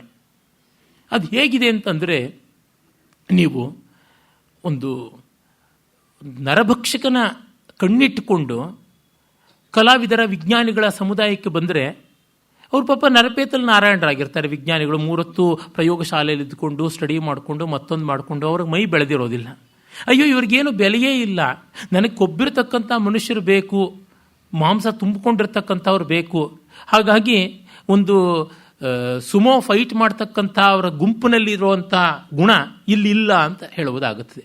ನರಭಕ್ಷಕನ ಕಣ್ಣಿಂದ ನೋಡಿದ್ರೆ ಸುಮೋ ಫೈಟರ್ಸಿಂದ ಜಗತ್ತಿಗೆ ಎಷ್ಟು ಪ್ರಯೋಜನ ಆಗಿದೆಯೋ, ಒಂದು ಸಮೂಹದ ವಿಜ್ಞಾನಿಗಳಿಂದ ಎಷ್ಟು ಪ್ರಯೋಜನ ಆಗಿದೆಯೋ ನೋಡಿದ್ರೆ ಗೊತ್ತಾಗುತ್ತೆ. ಹೀಗಾಗಿ ಆ ಲೆಫ್ಟಿಸ್ಟ್ ಮೈಂಡ್ ಸೆಟ್ ಇದೆಯಲ್ಲ, ನರಭಕ್ಷಕರ ಮೈಂಡ್ ಸೆಟ್ ಆ ಥರದ್ದಾಗಿ ಕೂತಿದೆ. ಅದರಿಂದ ಈ ಶಾಸ್ತ್ರದಲ್ಲಿ ಆ ಥರ ದೃಷ್ಟಿಕೋನಕ್ಕೆ ಹೆಚ್ಚಿನ ಅವಕಾಶ ಇಲ್ಲ. ಇಲ್ಲಿ ಪಕ್ಷಿಗಳನ್ನು, ಪ್ರಾಣಿಗಳನ್ನು ಪ್ರತಿಯೊಂದನ್ನು ಕೂಡ ಸ್ಟೈಲೈಸೇಷನಿಂದ ತೋರಿಸಬಹುದು ಅಂತ. ನಮ್ಮಲ್ಲಿ ಗುಬ್ಬಿ ಕಂಪನಿನವರು ರಂಗಸ್ಥಳದ ಮೇಲೆ ಎತ್ತುಗಳನ್ನು, ಆನೆಗಳನ್ನು, ಒಂಟೆಗಳನ್ನು, ಕುದುರೆಗಳನ್ನು ತಂದು ಬಿಡ್ತಾಯಿದ್ರು. ಕುರುಕ್ಷೇತ್ರ ಅಂದರೆ 4 ಆನೆಗಳನ್ನು ತಂದು ಬಿಡ್ತಾಯಿದ್ರು. 4 ತರಬಹುದು, 8 ತರಬಹುದು, 500 ಆನೆ ತರೋದಕ್ಕಾಗತ್ಯ? ಆಗೋಲ್ಲ. ಅಂದರೆ ಆಗ ಪಾಪ ಸಿನಿಮಾ ಇರಲಿಲ್ಲ, ಅವ್ರು ಮಾಡಿದ್ದಷ್ಟು ಅದ್ಭುತ ಅಂತ ಅನ್ನಿಸ್ತಿತ್ತು. ನಾನು ಗುಬ್ಬಿ ಕಂಪನಿಯನ್ನು ಡಿನೇ ಮಾಡೋದಕ್ಕೆ, ಡಿಮೀನ್ ಮಾಡೋಕ್ಕೆ ಹೇಳ್ತಿಲ್ಲ. ಆದರೆ ಗಜಕ್ರೀಡತಕ, ಕರಿಹಸ್ತ ಇತ್ಯಾದಿ ಕರ್ಣಗಳ ಮೂಲಕವಾಗಿ ನಾಟ್ಯಧರ್ಮಿನಲ್ಲಿ ಮಾಡಿದ್ರೆ ರಸಿಕರಿಗೆ ಇನ್ನೂ ಹೆಚ್ಚಿನ ಪರಿಣಾಮ ಉಂಟು.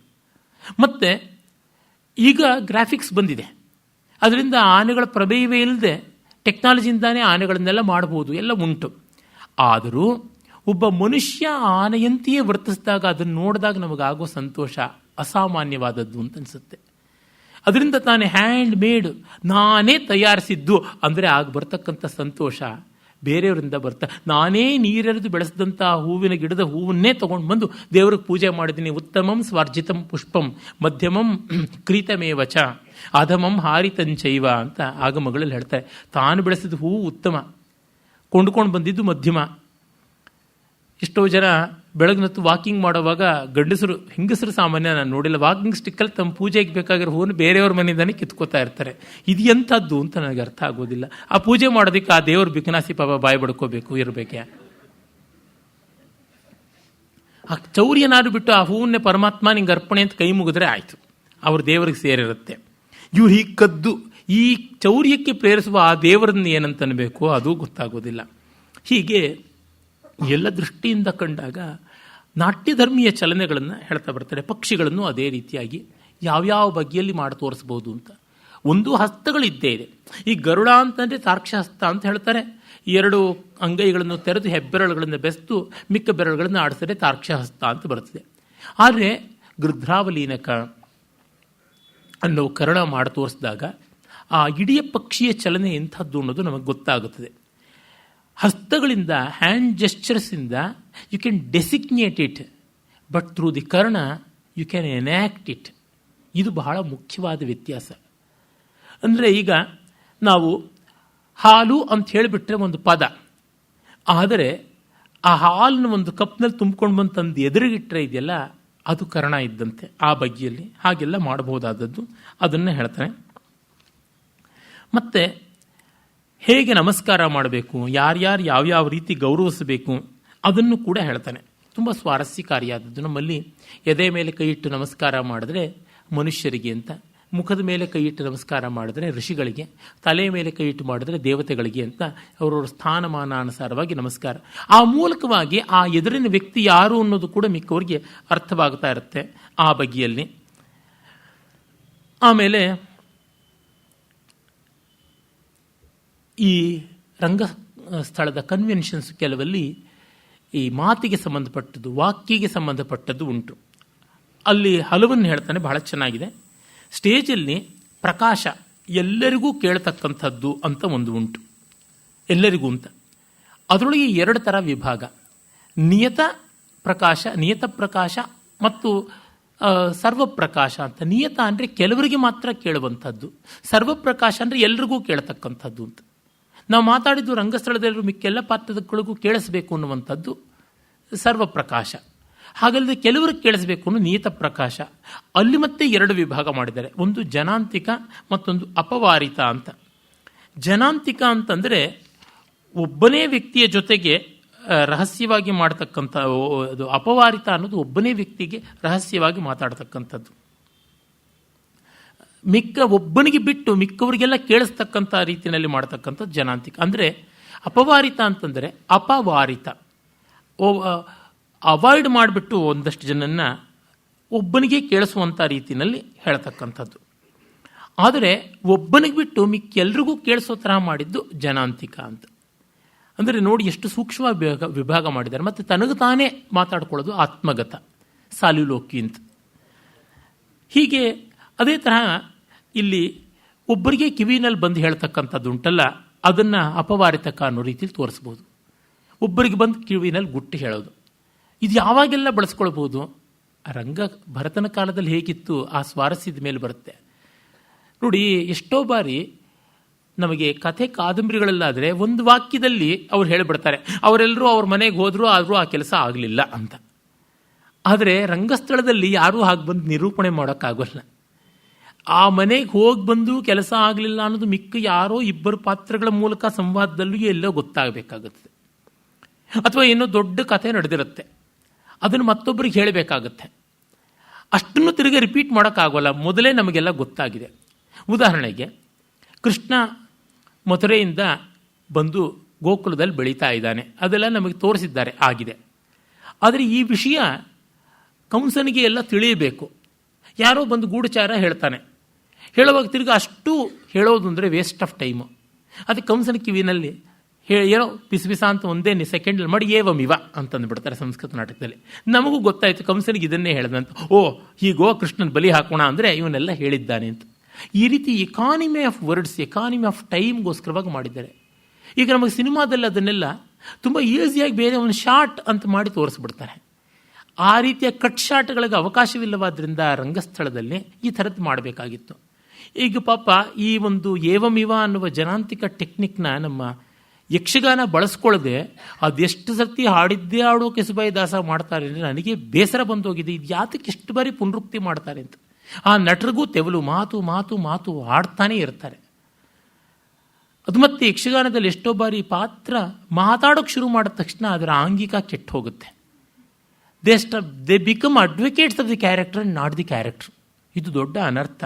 ಇದನ್ನೆಲ್ಲ ಅವಾಯ್ಡ್ ಮಾಡೋದಕ್ಕೆ ಈ ಬಗೆಯ ಅಪವಾರಿತ ತುಂಬ ಚೆನ್ನಾಗಿರ್ತಾ ಇತ್ತು. ಆಮೇಲೆ ಜನಾಂತಿಕ ಅಂದರೆ ಒಬ್ಬನಿಗೋ ಇಬ್ಬರಿಗೋ ಕೇಳಿಸ್ದೆ ಮಿಕ್ಕವರಿಗೆಲ್ಲ ಕೇಳಿಸುವಂತೆ ಮಾಡುವಂಥದ್ದು. ಹಾಗೆ ಮಾಡುವಾಗ ವ್ಯಕ್ತವಾಗಿ ನಮಗೂ ಕೇಳಿಸ್ಬೇಕು ಆ ಮಾತು. ದೆರ್ ಈಸ್ ಅ ಪರ್ಪಸ್ ಅನ್ನುವಾಗ ವ್ಯಕ್ತವಾಗಿ ಹೇಳ್ತಾರೆ, ಮಿಕ್ಕವ್ರಿಗೆ ಗೊತ್ತಾಗುತ್ತೆ. ಆಗ ತ್ರಿಪತಾಕ ಹಸ್ತವನ್ನು ಇಡ್ತಾರೆ.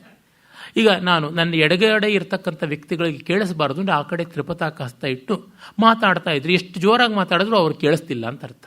ಆ ಕನ್ವೆನ್ಷನ್. ಈಗ ಕ್ಯಾಮ್ರಾದಲ್ಲಾದರೆ ಕ್ಲೋಸಪ್ ತೋರಿಸ್ತಾರೆ. ಕ್ಲೋಸಪ್ಪಲ್ಲಿ ಅವರಿಬ್ಬರನ್ನೇ ತಂದಾಗ ಮಿಕ್ಕವ್ರಿಗೆ ಅದು ಗೊತ್ತಾಗ್ತಾ ಇಲ್ಲ ಅಂತ. ವಿಸ್ಪರಿಂಗ್ ಅಂತೀವಲ್ಲ ಆ ಥರ ಈಗ ಎಷ್ಟು ಮಾಡ್ಬೋದು. ಸಿನಿಮಾದಲ್ಲಿ ಇದು ತಂತ್ರ ಬೇಕಿಲ್ಲ, ಆದರೆ ರಂಗಭೂಮಿಗೆ ಬೇಕಾಗುತ್ತದೆ. ಇವತ್ತು ಸಿನಿಮಾ ಇದ್ದ ಕಾಲದಲ್ಲಿ ಭರತ ಇದ್ದಿದ್ರೆ ಈ ಅಧ್ಯಾಯದ ಈ ಭಾಗವನ್ನು ಬೇರೆ ಥರ ಬರೀತಾ ಇದ್ದ. ಆತ ಅಷ್ಟು ಅಬ್ಜೆಕ್ಟಿವ್ ಪೂರ್ವಗ್ರಹ ಹೊಂದಿದವನಲ್ಲ. ಕರ್ಣೋಕ್ತ ಕಿವಿಯಲ್ಲಿ ಹೇಳ್ತಕ್ಕಂಥದ್ದು ಈ ರೀತಿಯಾದದ್ದು. ಮತ್ತು ಆಕಾಶ ಭಾಷಿತ ಅಂತ ಉಂಟು. ಕ್ಯಾರೆಕ್ಟರ್ ಆಚೆ ಇರುತ್ತೆ, ಅದ್ರ ಜೊತೆ ಮಾತಾಡೋದು. ನಮಗೆಷ್ಟೋ ಬಾರಿ ಕೆಲವು ಪಾತ್ರಗಳು ಬೇಕಿರೋಲ್ಲ, ಆದರೆ ಆ ಪಾತ್ರಗಳ ಸಂವಾದ ಇಲ್ಲದೆ ಕಥೆ ನಡೆಯೋಲ್ಲ. ಅದಕ್ಕಾಗಿ ಒಬ್ಬ ನಟನ್ ತರೋದು ಹೇಗೆ, ಅದಕ್ಕಾಗಿ ಅವನಿಗೆ ವೇಷ ಕಲ್ಪಿಸೋದು ಹೇಗೆ, ಇವೆಲ್ಲ ತುಂಬ ಕಷ್ಟ ಇರುತ್ತೆ. ಆಗೇನು ಮಾಡೋದು, ಅವನು ಹಿಂದೆಯಿಂದ ಮಾತಾಡ್ತಾ ಇದ್ದಾನೆ ಅಂತ. ಈಗಂತೂ ಬ್ಯಾಕ್ ಸ್ಟೇಜಿಂದ ಅನೌನ್ಸ್ಮೆಂಟ್ಗಳು ಎಲ್ಲನೂ ಮಾಡ್ತಾರೆ ಮೈಕೆಲ್ಲ ಇಟ್ಕೊಂಡು. ಆಗ ಮೈಕೂ ಇಲ್ಲದೆ ಇದ್ದಾಗ, ಜನಕ್ಕೆ ಹಿಂದೆ ಯಾರು ಮಾತಾಡೋದು ಗೊತ್ತಿಲ್ಲದೆ ಇದ್ದಾಗ ಇವರೇ ಹಂಸಪಕ್ಷ ಕೈನಲ್ಲಿ ಮುದ್ರೆ ಮಾಡಿಕೊಂಡು ಹಸ್ತವನ್ನು ಓಹೋ ಈಗ ನೀನು ಹೇಳೋದು ಅಂತ ಅವ್ರ ಮಾತನ್ನು ನಮ್ಮ ಬಾಯಿನಲ್ಲೇ ಹೇಳಿಸಿ ನೋಡು ನಾನು ಅದಕ್ಕೆ ಈ ಥರ ಹೇಳ್ತಾ ಇದ್ದೀನಿ ಹೀಗೆ ಮಾಡು ಅಂತ ಅನ್ನುವುದು. ಶಾಕುಂತಲದ 3ನೇ ಅಂಕದ ಆರಂಭದಲ್ಲಿ ಯಜಮಾನ ಶಿಷ್ಯ ಒಬ್ಬ ಬರ್ತಾನೆ. ಅವನು ಶಕುಂತಲೆ ವಿರಹದಲ್ಲಿ ಮಲಗಿದ್ದಾಳೆ ಮಾಲಿನಿ ತೀರದಲ್ಲಿ. ಅವಳನ್ನು ನೋಡೋದಕ್ಕೆ ಗೌತಮಿ ಎಲ್ಲ ಹೋಗ್ತಾ ಇದ್ದಾರೆ. ಆ ಸ್ಥಿತಿ ಆಗಿದೆ ಅನ್ನೋದನ್ನು ಆಕಾಶ ಭಾಷ್ಯದಿಂದ ಮಾಡಿ ತೋರಿಸ್ತಾನೆ. ಬಾಣ ಅನ್ನುವ ಒಂದು ಸಂಸ್ಕೃತ ರೂಪಕ ಪ್ರಕಾರ ಸಂಪೂರ್ಣವಾಗಿ ನಡೆಯೋದೇ ಒಬ್ಬ ವ್ಯಕ್ತಿಯ ಮೇಲೆ, ಒನ್ ಮ್ಯಾನ್ ಶೋ. ಆಗ ಪ್ರತಿಯೊಂದು ಪಾತ್ರದ್ದನ್ನೂ ಓ ನೀನು ಹೀಗ ಹೇಳ್ತಾ ಇದೆಯಾ ಅಂತ ಆ ಕ್ಯಾರೆಕ್ಟರ್ದ ಮಾತನ್ನು ಹೇಳ್ಕೊಂಡು ಮಾಡೋದು. ಅಲ್ಲಿ ಒಳ್ಳೆ ಮಿಮಿಕ್ರಿ ಆರ್ಟಿಸ್ಟ್ ಆಗಿರಬೇಕು ಅವನು.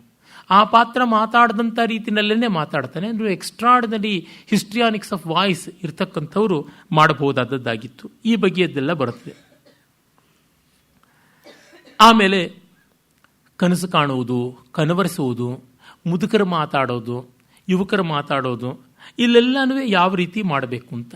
ಮಕ್ಕಳ ತೊದಲು ಹೇಗೆ, ಆ ಬಗ್ಗೆ ಸ್ವಲ್ಪ ವಾಚಿಕಾಭಿನಯದ ಅಂಶ ಇಲ್ಲಿ ಬಂದುಬಿಟ್ಟಿದೆ. ಇದು ಪ್ರಾಯಶಃ ಒಂದು ಪರಿಶಿಷ್ಟದಂತೆ ಭರತ ಹೇಳ್ಕೊಂಡು ಹೋದ ಯಾವ್ಯಾವ್ದು ಬಿಟ್ಟಿದ್ದೀನಿ ಅಂತನ್ನೋದನ್ನು ಅಂತ ಹಾಗೆ ಬಂದಿರಬೇಕು. ಆದರೆ ಇಲ್ಲೆಲ್ಲ ಗಮನಿಸಬೇಕಾದ್ದೇನೆಂದರೆ ಕನ್ವೆನ್ಷನ್ಸ್ ಕೆಲವಿರುತ್ತವೆ. ಮುದುಕರು ಸಾಮಾನ್ಯವಾಗಿ ಧ್ವನಿ ನಡುಗುತ್ತೆ. ಧ್ವನಿ ನಡುಗದೆ ಗಟ್ಟಿಯಾಗಿರೋ ಮುದುಕರು ಇರಬಹುದು, ಅರೆ ಮುದುಕರು ಸ್ವಲ್ಪ ಧ್ವನಿ ನಡುಗುವಂಥವ್ರು ಅಂತ ಅದನ್ನು ಕನ್ವೆನ್ಷನ್. ಮಕ್ಕಳು ತೊದಲು ಮಾತಾಡ್ತಾರೆ ಅಂತ ಆ ತೊದಲು ಮಾತನ್ನು ತೋರ್ಪಡಿಸೋದು, ಆ ಬಗ್ಗೆಯಲ್ಲಿ ಕೆಲವು ಸ್ಟ್ಯಾಂಡರ್ಡ್ಸನ್ನು ಇಟ್ಕೊಂಡು ಮಾಡುವುದು ಅಂತ.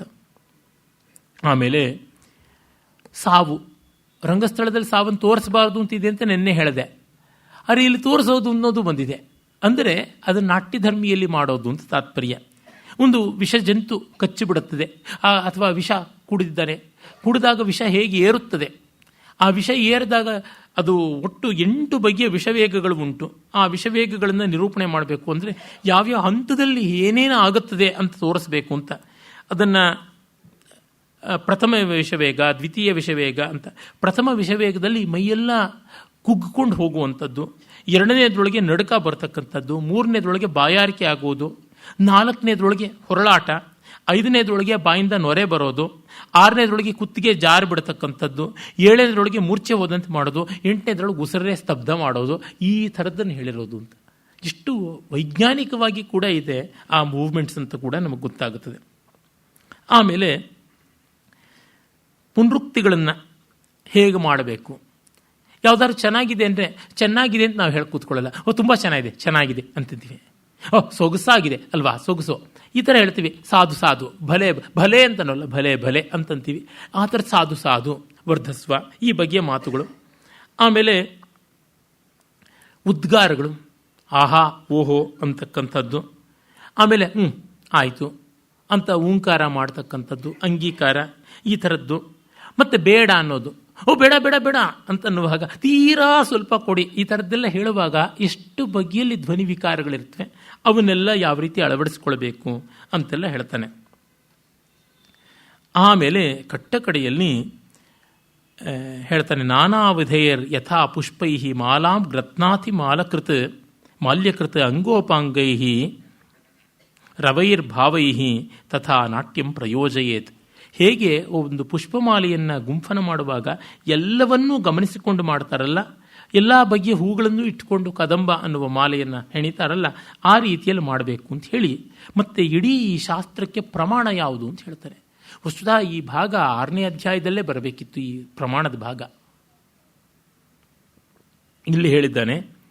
ದುರ್ದೈವ, ಅದರಿಂದಲೇ ನಮ್ಮ ಎಷ್ಟೋ ಜನ ಸಂಸ್ಕೃತ ವಿದ್ವಾಂಸರು, ಸಾಹಿತ್ಯ ಮೀಮಾಂಸೆ ಇತ್ಯಾದಿಗಳನ್ನೆಲ್ಲ ವ್ಯಾಸಂಗ ಮಾಡೋರು ಈ ಸೆಕ್ಷನನ್ನು ನೋಡೋಲ್ಲ.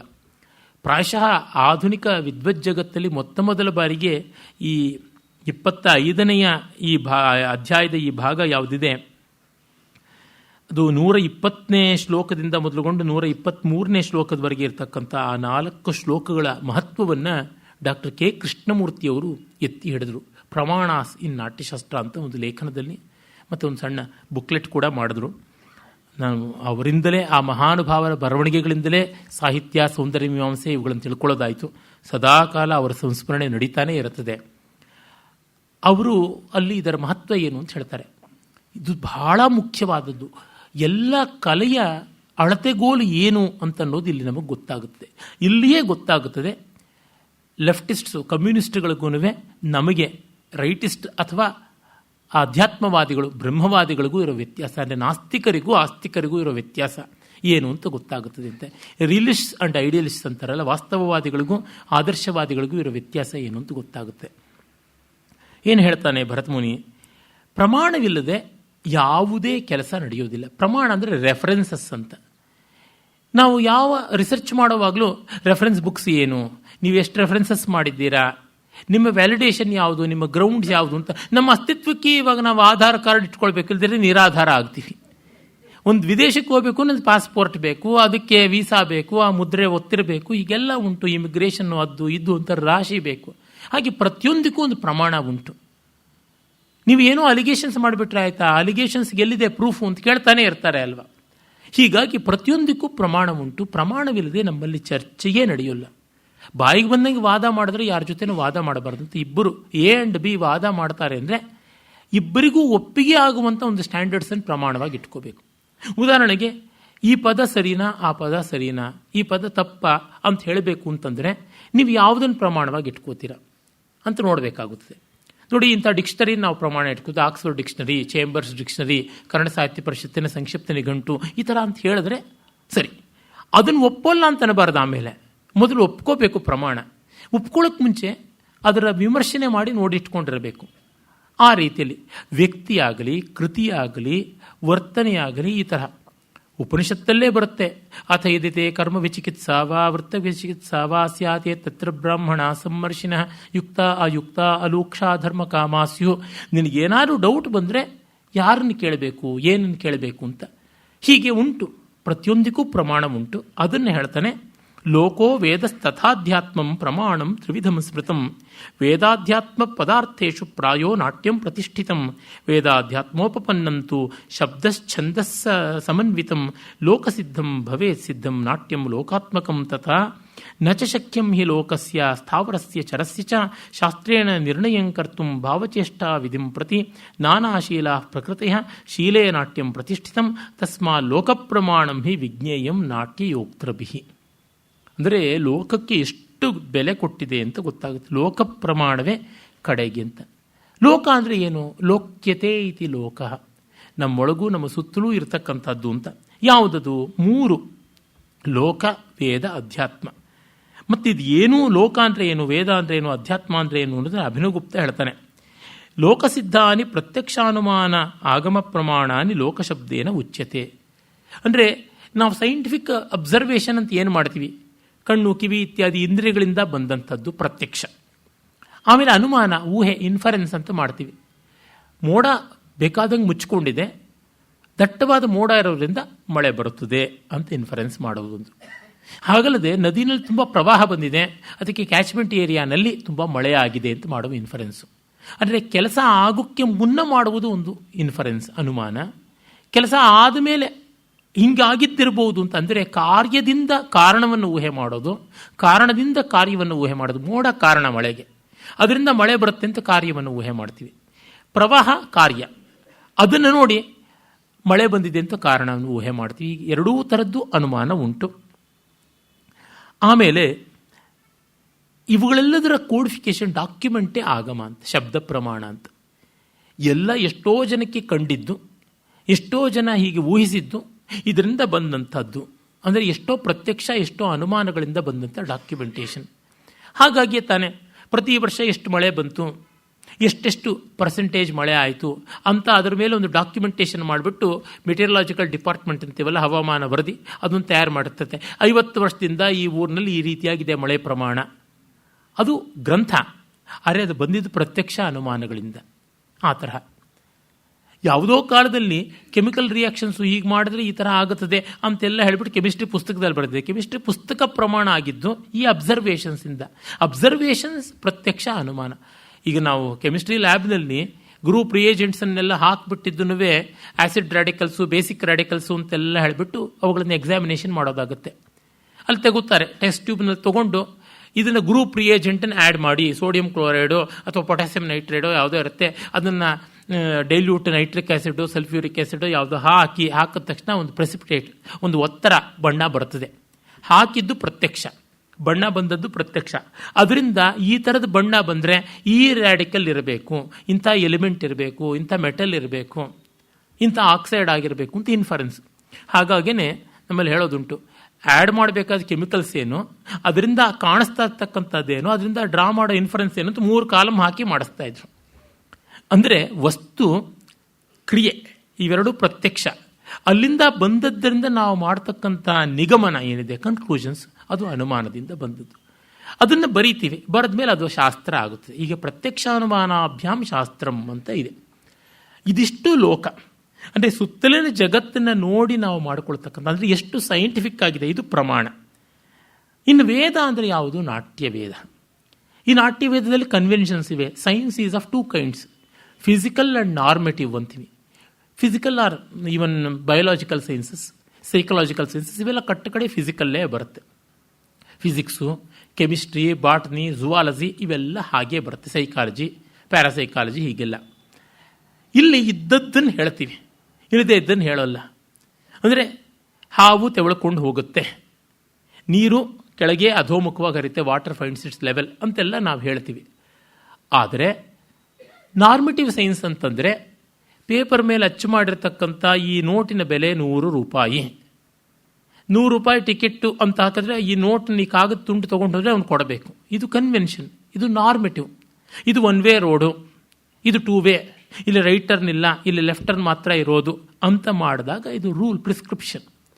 ಅಂದರೆ ಲೋಕಧರ್ಮಿ ಅಂತ ಯಾವುದಿದೆ ಅದು ಒಂಥರ ಫಿಸಿಕಲ್ ಸೈನ್ಸ್, ಆದರೆ ನಾಟ್ಯಧರ್ಮಿ ನಾರ್ಮೆಟಿವ್ ಸೈನ್ಸ್ ಅಂತ ಆಗುತ್ತೆ. ಈ ಥರದ್ದು ಎರಡೂ ಕೂಡ ಇದೆ ನಾಟ್ಯಶಾಸ್ತ್ರದಲ್ಲಿ, ಇದು ಶಾಸ್ತ್ರ. ಅದನ್ನು ಹೇಳ್ತಾನೆ.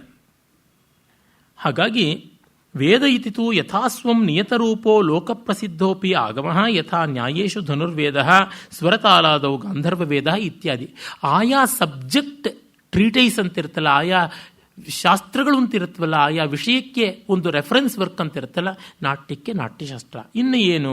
ಅಧ್ಯಾತ್ಮಂ ತು ಸಂಸ್ಥಂ ವೇದನಂ ವೇದಾಧ್ಯಾತ್ಮಾಭ್ಯಾಂ ಪ್ರಮಿತ ಯೇ ಪದಾರ್ಥ ತೇಷು ನಾಟ್ಯಂ. ಅಧ್ಯಾತ್ಮ ಅಂದರೆ ನಮ್ಮ ಒಳಗಿನ ಫೀಲಿಂಗ್. ನುಡಿದರೆ ಲಿಂಗ ಮೆಚ್ಚಿ ಅಹುದಹುದೆನ್ನುವಂತಿರಬೇಕು ಅಂತ ಬಸವಣ್ಣನವರು ಹೇಳಿದ್ರೆ, what it means to me, ಇದು ಈ 3 ಪ್ರಮಾಣ ಇಟ್ಕೊಳ್ಳೋದು. ಅಂದರೆ what it means to me ಅನ್ನೋದು ಹೆಚ್ಚು ಕಡಿಮೆ ಎಲ್ರಿಗೂ ಒಂದೇ ಆಗಿರುತ್ತದೆ. ದುಷ್ಯಂತ ಶಕುಂತಲೆ ರೊಮ್ಯಾನ್ಸ್ ತೋರಿಸ್ತಾ ಇದ್ರೆ ನೋಡಿದ್ಯಾ, ಹೆಣ್ಣನ್ನು ಎಕ್ಸ್ಪ್ಲಾಯ್ಟ್ ಮಾಡೋದಕ್ಕೆ ಗಂಡುಗಳೆಲ್ಲ ಮಾಡೋದು ಅನ್ನೋ ಲೆಕ್ಕಾಚಾರ ಬಂದರೆ ಅದು ಪ್ರಾಮಾಣಿಕವಾದ ಅನುಭವ ಅಲ್ಲ, ಪ್ರಾಮಾಣಿಕವಾದ ಅಧ್ಯಾತ್ಮ ಅಲ್ಲ. ದುಷ್ಯಂತನ ಯಾರೋ ಬಂದೂಕನ್ನು ತುದಿನಲ್ಲಿಟ್ಟು ಹೋಗು ಶಕುಂತಲೆ ಪ್ರೀತಿಸು ಅಂತ ಹೇಳಿದ್ರೆ, ಶಕುಂತಲೆಯನ್ನು ಯಾರೋ ಬಾಂಬ್ ಬಿಟ್ಟು ಬೆದರಿಸಿ ಹೋಗಿ ದುಷ್ಯಂತನ ಅಪ್ಕೋ ಅಂತ ಏನೂ ಹೇಳಿಲ್ಲ. ಅದು ವಯಸ್ಸಹಜವಾಗಿ ಪ್ರೀತಿಯಿಂದ ಆಗಿರೋದು. ಹಾಗಾಗಿ ಅವರಿಬ್ಬರ ಮಧ್ಯೆ ಪ್ರೀತಿ ಇದೆ ಅಂತ ಒಪ್ಕೊಳ್ಬೇಕು. ಅದೇ ಇನ್ನು ದುರ್ಯೋಧನನ ಸಂದರ್ಭದಲ್ಲಿ ಪಾಂಡವರನ್ನ ಜೂಜಾಟಕ್ಕೆ ಕರೆದ, ಇದು ಸ್ನೇಹದ್ಯೂತ ಅಂತ ಹೇಳ್ದ. ಅಂದರೆ ಇಲ್ಲ, ಕದೀಮ ಮೋಸ ಮಾಡೋಕ್ಕೆ ಅಂತ ನಾವು ಅಂದ್ಕೋತೀವಿ. ಅದಕ್ಕೆ ಪ್ರೆಸಿಡೆನ್ಸ್ ಬೇಕಾದಷ್ಟಿದೆ. ದುರ್ಯೋಧನ ಎಲ್ಲ ಕೆಲಸನೂ ಮಾಡಿದಾನೆ, ಕೆಟ್ಟ ಕೆಲಸನ ಬೆಂಕಿ ಹಾಕಿ ಸುಡೋದಕ್ಕೆ ನೋಡ್ದ, ನೀರಲ್ಲಿ ಮುಳುಗಿಸೋಕೆ ನೋಡ್ದ, ವಿಷ ಹಾಕಿ ಕೊಲ್ಲಕ್ಕೆ ನೋಡ್ದ. ಇದೆಲ್ಲ ಇರೋದ್ರಿಂದ ಈಗ ಬಟ್ಟಿ ಮಗ ಸುಮ್ಮನೆ ಕರೆದಿಲ್ಲ ಅಂತ ನಮಗೆ ಗೊತ್ತಾಗುತ್ತೆ. ಎಲ್ಲರಿಗೂ ಕೂಡ ಇಲ್ಲಿ ಕೈತವ ವಂಚನೆ ಇದೆ ಅಂತ ಗೊತ್ತಾಗುತ್ತೆ, ಛಲ ಅನ್ನೋ ಭಾವ ಇದೆ ಅಂತ ಗೊತ್ತಾಗುತ್ತೆ. ಇದು ನಮ್ಮ ಸಂವೇದನೆ. ಅಂದರೆ ಕಲೆಯಲ್ಲಿ ಒಂದು ಮಟ್ಟದ ಅಗ್ರಿಮೆಂಟ್ ಇಲ್ಲದೆ ಇದ್ದರೆ, ಎಮೋಷ್ನಲ್ ಅಗ್ರಿಮೆಂಟ್ ಇಲ್ಲದೆ ಇದ್ದರೆ ಕಮ್ಯುನಿಕೇಷನ್ ಆಗೋಲ್ಲ, ಆದರೂ ಮಿಸ್ಕಮ್ಯುನಿಕೇಷನ್ ಆಗಿರುತ್ತೆ. ನಾವು ಹಾಗಾಗಿ ಕಮರ್ಷಿಯಲ್ ಸಿನಿಮಾದ ಎಲ್ಲ ಹುಚ್ಚಾಟಗಳನ್ನು ಒಪ್ಕೋತೀವಿ. ಎಷ್ಟೋ ಬಾರಿ ನಾನು ಅದನ್ನು ಹೇಳಿದ್ದೀನಿ, ಆ ಹೀರೋ 25-30 ಜನರ ಜೊತೆಗೆ ಫೈಟ್ ಮಾಡ್ತಾನೆ, ಅವನ ಬಟ್ಟೆ ಒಂದು ಚೂರು ಸುಕ್ಕಾಗಿರೋಲ್ಲ. ನಾನು ನೋಡಿದ್ದೀನಿ ಶೂಟ್ ಮಾಡೋದು ಹೇಗೆ ಅಂತ ಕುತೂಹಲದಿಂದ. ತುಂಬ ಶತಬೋರಿನ ಕೆಲಸ ಅದು. 15-20 ಒಂದೇ ಬಗೆಯ ಡ್ರೆಸ್ಗಳನ್ನು ಹೊಲಿಸ್ಕೊಂಡು ಕೈಗೆ ಹ್ಯಾಂಗರ್ಗಳನ್ನು ಇಟ್ಕೊಂಡು ಸಿದ್ಧ ಇರ್ತಾರೆ. ಒಂದು ಸ್ವಲ್ಪ ಆ ಇಸ್ತ್ರಿ ಕೆಟ್ಟೋಯ್ತು, ಕೊಳೆ ಆಯಿತು ಅಂದರೆ ಬಟ್ಟೆ ಬದಲಾಯಿಸಿಕೊಂಡು ಬರ್ತಾನೆ ಹೀರೋ. ನಾನು ನೋಡಿದ್ದೀನಿ ಅಸಿಸ್ಟೆಂಟ್ಸ್ ಎಲ್ಲನೂ ಹೇಗೆ ಮಾಡ್ತಾರೆ ಅಂತ. ಅಂದರೆ ಅಷ್ಟು ಮಾಡಿಯೂ ನಾವು ಒಪ್ಕೋತೀವಿ. ಯಾಕೆ? ಅವನು ಪರಾಕ್ರಮಿ ಅಂತ ತೋರಿಸೋದಕ್ಕೆ, ಅವನು ಮಹಾಶೂರ ಅಂತ ತೋರಿಸೋದಕ್ಕೆ ಇದು ಮಾಡ್ತಾ ಇದ್ದ, ಆ ತಾತ್ಪರ್ಯಕ್ಕೋಸ್ಕರ ಇದು ಮಾಡ್ತಾ ಇದ್ದಾರೆ. ಇದು ಸುಳ್ಳಾದರೂ ಆ ಪರಮಸತ್ಯ ಅಲ್ಲಿದೆ, ಅದಕ್ಕೋಸ್ಕರ ಅಂತ ಹೇಳ್ಬಿಟ್ಟಿದ್ವಿ. ಅಂದರೆ ತಾತ್ಪರ್ಯ ನಮಗೆ ಗೊತ್ತಾದಾಗ ಈ ಅನ್ಯಾಚುರಾಲಿಟಿ ಇದೆಯಲ್ಲ, ಅಸಹಜತೆಯನ್ನು ನಾವು ತಾಳ್ತೀವಿ, ಅದನ್ನು ಮಾಡ್ತೀವಿ. ಹೀಗೆ ಈ ಬಗೆಯಲ್ಲಿ ಅಗ್ರಿಮೆಂಟ್ ಇರುತ್ತದೆ. ಆ ಎಮೋಷನಲ್ ಅಗ್ರಿಮೆಂಟು ಎಲ್ಲಿಂದ ಬರ್ತದೆ? ಈಶ್ವರ ಸರ್ವಭೂತಾನಾಂ ಹೃದ್ದೇಶಿ ಅರ್ಜುನ ತಿಷ್ಠತಿ ಭ್ರಾಮಯನ್ ಸರ್ವಭೂತಾನಿ ಯಂತ್ರಾರೂಢಾನಿ ಮಾಯೆಯ ತ್ವಯಿ ಮಯಿ ಸರ್ವತ್ರೈಕೋ ವಿಷ್ಣು ಸರ್ವಂ ಖಲ್ವಿದಂ ಬ್ರಹ್ಮ ಅಯಮಾತ್ಮ ಬ್ರಹ್ಮ ಅಹಮಾತ್ಮ ಗುಡಾಕೇಶ ಸರ್ವಭೂತಾಶಯಸ್ಥಿತ ಅಹಂ ಆದಿಶ್ಚ ಮಧ್ಯಶ್ಚ ಅಂತೆಲ್ಲ ನಮ್ಮ ವೇದೋಪನಿಷತ್ತುಗಳಲ್ಲಿ ಗೀತೆಯಲ್ಲೆಲ್ಲ ಬಂದಿದೆಯಲ್ಲ. ಆ ಪರಮಚೈತನ್ಯ ಎಲ್ಲರಲ್ಲೂ ಒಂದೇ ಇದ್ದು ನಡೆಸ್ತಾ ಇರೋದ್ರಿಂದಲೇ ಎಮೋಷನ್ಸ್ ಆರ್ ಯೂನಿವರ್ಸಲ್. ಹಾಗಲ್ವಾದರೆ ಎಲ್ಲೋ ಇರೋ ಸೊಫೋಕ್ಲಿಸ್, ಯಾವುದೋ 2300 ವರ್ಷಗಳಿಗೂ 400 ವರ್ಷಗಳಿಗೂ ಹಿಂದೆ ಇದ್ದ ಸೊಫೋಕ್ಲಿಸು ಬರೆದಂಥ ವೈದಿಪೋಸ್ ಅಂತ ಅನ್ನೋ ನಾಟಕ ಇರ್ಬೋದು, ಅಥವಾ ಬಂದುಬಿಟ್ಟಿದ್ದನು ಅವನ ಜೂನಿಯರ್ ಸಮಕಾಲೀನ ಆಗಿದ್ದಂಥ, ಕಿರಿಯ ಸಮಕಾಲೀನ ಆಗಿದ್ದಂಥ ಯೂರೋಪಿದೇಶ್ ಬರೆದಂಥ ಮೀಡಿಯಾ ನಾಟಕ ಇರ್ಬೋದು. ನನಗೆ ಯಾತಕ್ಕೆ ಮುಟ್ತಾ ಇತ್ತು? ಗ್ರೀಸಿನ ಕಾವ್ಯಗಳನ್ನು ಓದುವವರು ದೆಹಲಿಯೇ, ಕಾಶಿಯಾ ಶಾಸ್ತ್ರಗಳನ್ನು ಆಕ್ಸ್ಫರ್ಡಿನವರು. ಇಲ್ಲಿ ನಮ್ಮ ಕಾಳಿದಾಸನ್ನ ಅವನು ಓದಿದ, ಒಬ್ಬ ಫ್ರೆಂಚ್ ಕವಿಯೋ ಯಾರೋ ಓದಿದ್ದು, ಮಗು ಎಷ್ಟು ಚೇಷ್ಟೆ ಮಾಡುತ್ತದೆ, ಆ ಮಕ್ಕಳ ಆಟ ಎಂಥದ್ದು ಅನ್ನೋದನ್ನು ನೆನೆಸಿಕೊಂಡು ದುಷ್ಯಂತ ದುಃಖ ಪಡ್ತಾನೆ, ಮಕ್ಕಳು ತನಗಿಲ್ವಲ್ಲ ಅಂತ. ಆಲಕ್ಷ್ಯದಂತ ಮುಕುಲಾನ್ ಅನಿಮಿತ್ತ ಹಾಸೈಹಿ ಅವ್ಯಕ್ತ ವರ್ಣ ರಮಣೀಯ ವಚಃಪ್ರವೃತ್ತಿ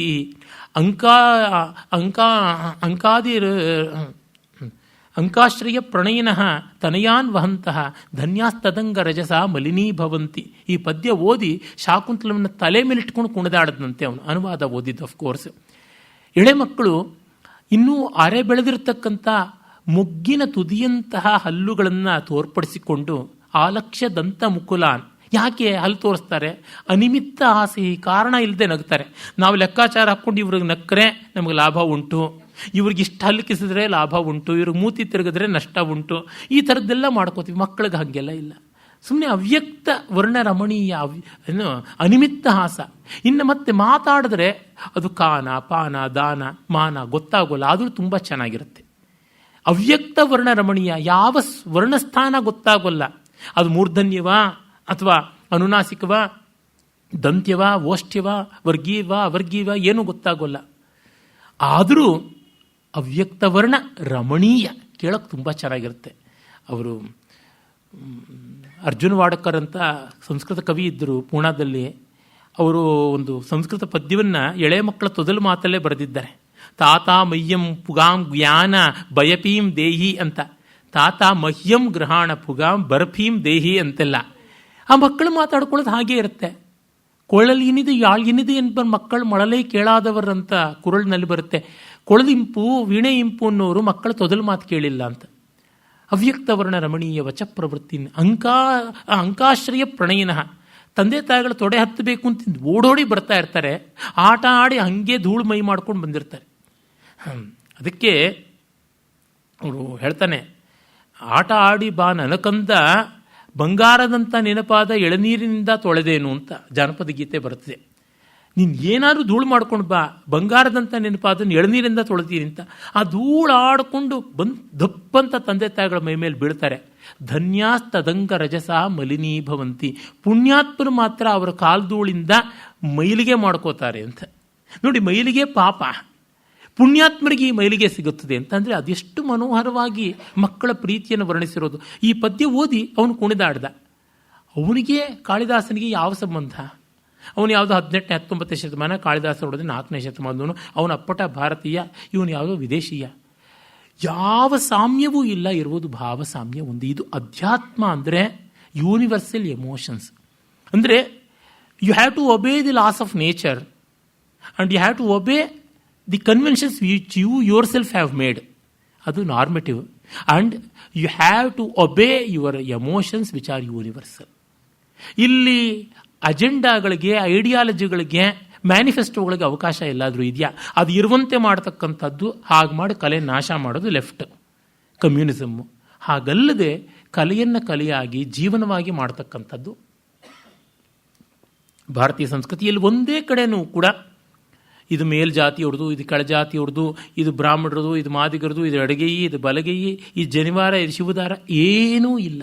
ನೋಡಿದಾಗ ಗೊತ್ತಾಗುತ್ತೆ ಕಲೆಯ ಪ್ರಮಾಣ ಇರುವುದು ಪ್ರತಿಯೊಬ್ಬರ ಅಂತರಂಗದ ಭಾವಗಳಲ್ಲಿ ಮತ್ತು ಬಹಿರಂಗದ ಜಗತ್ತಿನ ವಾಸ್ತವಗಳಲ್ಲಿ. ಇವನ್ನೆಲ್ಲವನ್ನೂ ಒಪ್ಪಿದ್ದಾರೆ, ಲೋಕವನ್ನು ಒಪ್ಪಿದ್ದಾರೆ, ಸುತ್ತಲಿನ ಜಗತ್ತು ಮತ್ತು ಪಾರಂಪರಿಕವಾಗಿ ಬಂದ ಆ knowledge brought from time immemorial and codified, ಅದು ಶಾಸ್ತ್ರ, ವೇದ. ನೋಡಿ, ಇಲ್ಲಿ ವೇದ ಅಂದರೆ ಋಗ್ವೇದ, ಯಜುರ್ವೇದ, ಸಾಮವೇದ ಅಂತ ಏನೂ ಹೇಳಿಲ್ಲ. ಅದಕ್ಕೆ ಅಭಿನವಗುಪ್ತನೇ ಸಾಕ್ಷಿಯಾಗಿದ್ದಾನೆ. ಈ ಥರ ಇರತಕ್ಕಂಥದ್ದು. ಹಾಗಾಗಿ ಕಟ್ಟ ಕಡೆಗೆ ಸುತ್ತಲಿನ ಜಗತ್ತಿಗೆ, ನಮ್ಮೊಳಗಿನ ಭಾವಕ್ಕೆ ನಾವು ಪ್ರಮಾಣಭೂತವಾಗಿ ಪ್ರಾಮಾಣಿಕವಾಗಿ ನಡ್ಕೊಳ್ಬೇಕು ಅಂತ ಹೇಳಿರುವಂಥದ್ದು ತುಂಬ ದಿವ್ಯವಾದಂತಹ ಮಾತನ್ನು ಹೇಳಿದ್ದಾನೆ. ಅದಕ್ಕೆ ನೋಡಿ, ನಾನಾಶೀಲ ಪ್ರಕೃತಯ ಶೀಲೇ ನಾಟ್ಯಂ ಪ್ರತಿಷ್ಠಿತಂ. ಪಾತ್ರ ಸ್ವಭಾವಗಳು ಅಸಂಖ್ಯವಾಗಿರುತ್ತದೆ, ಅದರಿಂದ ಕಟ್ಟ ಕಡೆಗೆ ಸ್ವಭಾವದಲ್ಲಿ ನಿಲ್ಲುತ್ತದೆ ಅಂತ. ನಮಗೆ ಗಂಡಸರೇ ಬೇಡ ಅಂತ ಫೆಮಿನಿಸ್ಟ್ಗಳು ಹೇಳ್ಬೋದು, ಹೆಂಗಸರೇ ಬೇಡ ಅಂತ ಮೇಲಿಸ್ಟ್ಗಳಂತನ್ಬೇಕಾ, ಏನಂತನ್ಬೇಕು ಗೊತ್ತಿಲ್ಲ, ಆ ಪದ ಇನ್ನೂ ಸೃಷ್ಟವಾಗಿಲ್ಲ ಅನಿಸುತ್ತೆ, ಹಾಗಂದ್ಕೋಬಹುದು. ಆದರೆ ಜಗತ್ತಿಗೆ ಎಲ್ಲ ಬೇಕಾಗಿದೆ. ಜಗತ್ತಿನಲ್ಲಿ ಎಲ್ಲರೂ ಇರ್ತಾರೆ. ನನ್ನ ಮಟ್ಟಿಗೆ ನನಗೆ ಈರುಳ್ಳಿ ಬೇಡ, ಬೆಳ್ಳುಳ್ಳಿ ಬೇಡ, ಮತ್ತೊಂದು ಬೇಡ, ಮಗದೊಂದು ಬೇಡ ಅನ್ಬೋದು. ಆದರೆ ಜಗತ್ತಿಗೆ ಅವೆಲ್ಲ ಬೇಕಿರುತ್ತವೆ. ಅದನ್ನು ಒಪ್ಪಿಕೊಳ್ಳಬೇಕು. ಆ ಬಗೆಯ ಅಂಗೀಕಾರ ಬುದ್ಧಿ ಇಲ್ಲದಿದ್ದರೆ ಮಾಡೋಕ್ಕಾಗೋಲ್ಲ. ಈಗ ಒಬ್ಬ ಮಹಾ ನಾಸ್ತಿಕನಾದ ನಟ ಆಸ್ತಿಕನ ಪಾತ್ರ ಮಾಡ್ತಾನೆ ಅಂದರೆ ಆ ಮಟ್ಟಿಗಾದರೂ ಅವನು ಆಸ್ತಿಕ್ಯವನ್ನು ಮನಸಾ ಸ್ವೀಕರಿಸಿಲ್ಲದೆ ಇದ್ದರೆ ಆಸ್ತಿಕನ ಭಾವ ಮಾಡೋದಕ್ಕೆ ಸಾಧ್ಯವಾಗೋದಿಲ್ಲ. ಅಷ್ಟು ಮಟ್ಟಿಗೆ ಹೃದಯ ವೈಶಾಲ್ಯ ಇರಬೇಕು. ಈ ವೈಶಾಲ್ಯವನ್ನು ಬದುಕಿಗೂ ವಿಸ್ತಾರ ಮಾಡಿಕೊಂಡ್ರೆ ಕಲೆ ಯೋಗ ಆಗುತ್ತೆ ಅಷ್ಟೆ. ಅದಷ್ಟಕ್ಕೆ ಅಂತ ಮಾಡಿಕೊಂಡ್ರೆ ಕಲೆ ಆಗುತ್ತೆ. ಕಲೆಗಾರರಿಗೆ ನಾವು ಚಪ್ಪಾಳೆ ತಟ್ಟಬಹುದು, ಕಲಾಯೋಗಿಗಳ ಕಾಲಿಗೆ ಬೀಳ್ತೀವಿ. ಈ ವ್ಯತ್ಯಾಸವನ್ನು ನೋಡಬೇಕು. When life is truncated and restricted to certain thing, and when beauty and values are restricted to a thing, it becomes art. When art is expanded to life, it becomes yoga, ಅಧ್ಯಾತ್ಮ. ಅದು ತುಂಬ ದೊಡ್ಡದಾದದ್ದು. ಹೀಗೆ ಈ ಬಗೆಯಲ್ಲಿ ಭರತ ಹೇಳಿ, ನಾಟ್ಯದಲ್ಲಿ ಶೀಲವೇ ಬಹಳ ಮುಖ್ಯವಾದದ್ದು, ನಡವಳಿಕೆಯೇ ಮುಖ್ಯ. ತಸ್ಮಾ ಲೋಕ ಪ್ರಮಾಣಂ ಹಿ ವಿಜ್ಞೇಯಂ ನಾಟ್ಯಯೋಕ್ತೃಭಿಹಿ ಅಂತ ಹೇಳ್ತಾನೆ. ತುಂಬ ಅದ್ಭುತವಾದ ಮೌಲ್ಯವನ್ನು ನಾವಿಲ್ಲಿ ಕಾಣ್ತೀವಿ. ಇದು ಪ್ರತಿಯೊಂದು ಶಾಸ್ತ್ರಕ್ಕೂ, ಪ್ರತಿಯೊಂದು ಕಲಾ ಪ್ರಕಾರಕ್ಕೂ, ಇದು ಬರೀ ನಾಟ್ಯ ಅಂದರೆ ಡಾನ್ಸ್ ಅಂತಲ್ಲ, ಥಿಯೇಟ್ರು, ಫಿಲ್ಮು, ಪೊಯೆಟ್ರಿ, ಮ್ಯೂಸಿಕ್ ಎಲ್ಲದಕ್ಕೂ ಅನ್ವಯ ಮಾಡಬೇಕಾಗುತ್ತದೆ. ಹಾಗೆ ನೋಡಿದಾಗ ಹಿತಾಹಿತಗಳು ಯಾವುದು ಅಂತ ಗಮನಿಸಿಕೊಂಡು ಮಾಡಬೇಕಾದ ಮಹಾಮೌಲ್ಯವನ್ನು ಕೊಟ್ಟಿದ್ದಾನೆ ಭರತ ಮಹರ್ಷಿ.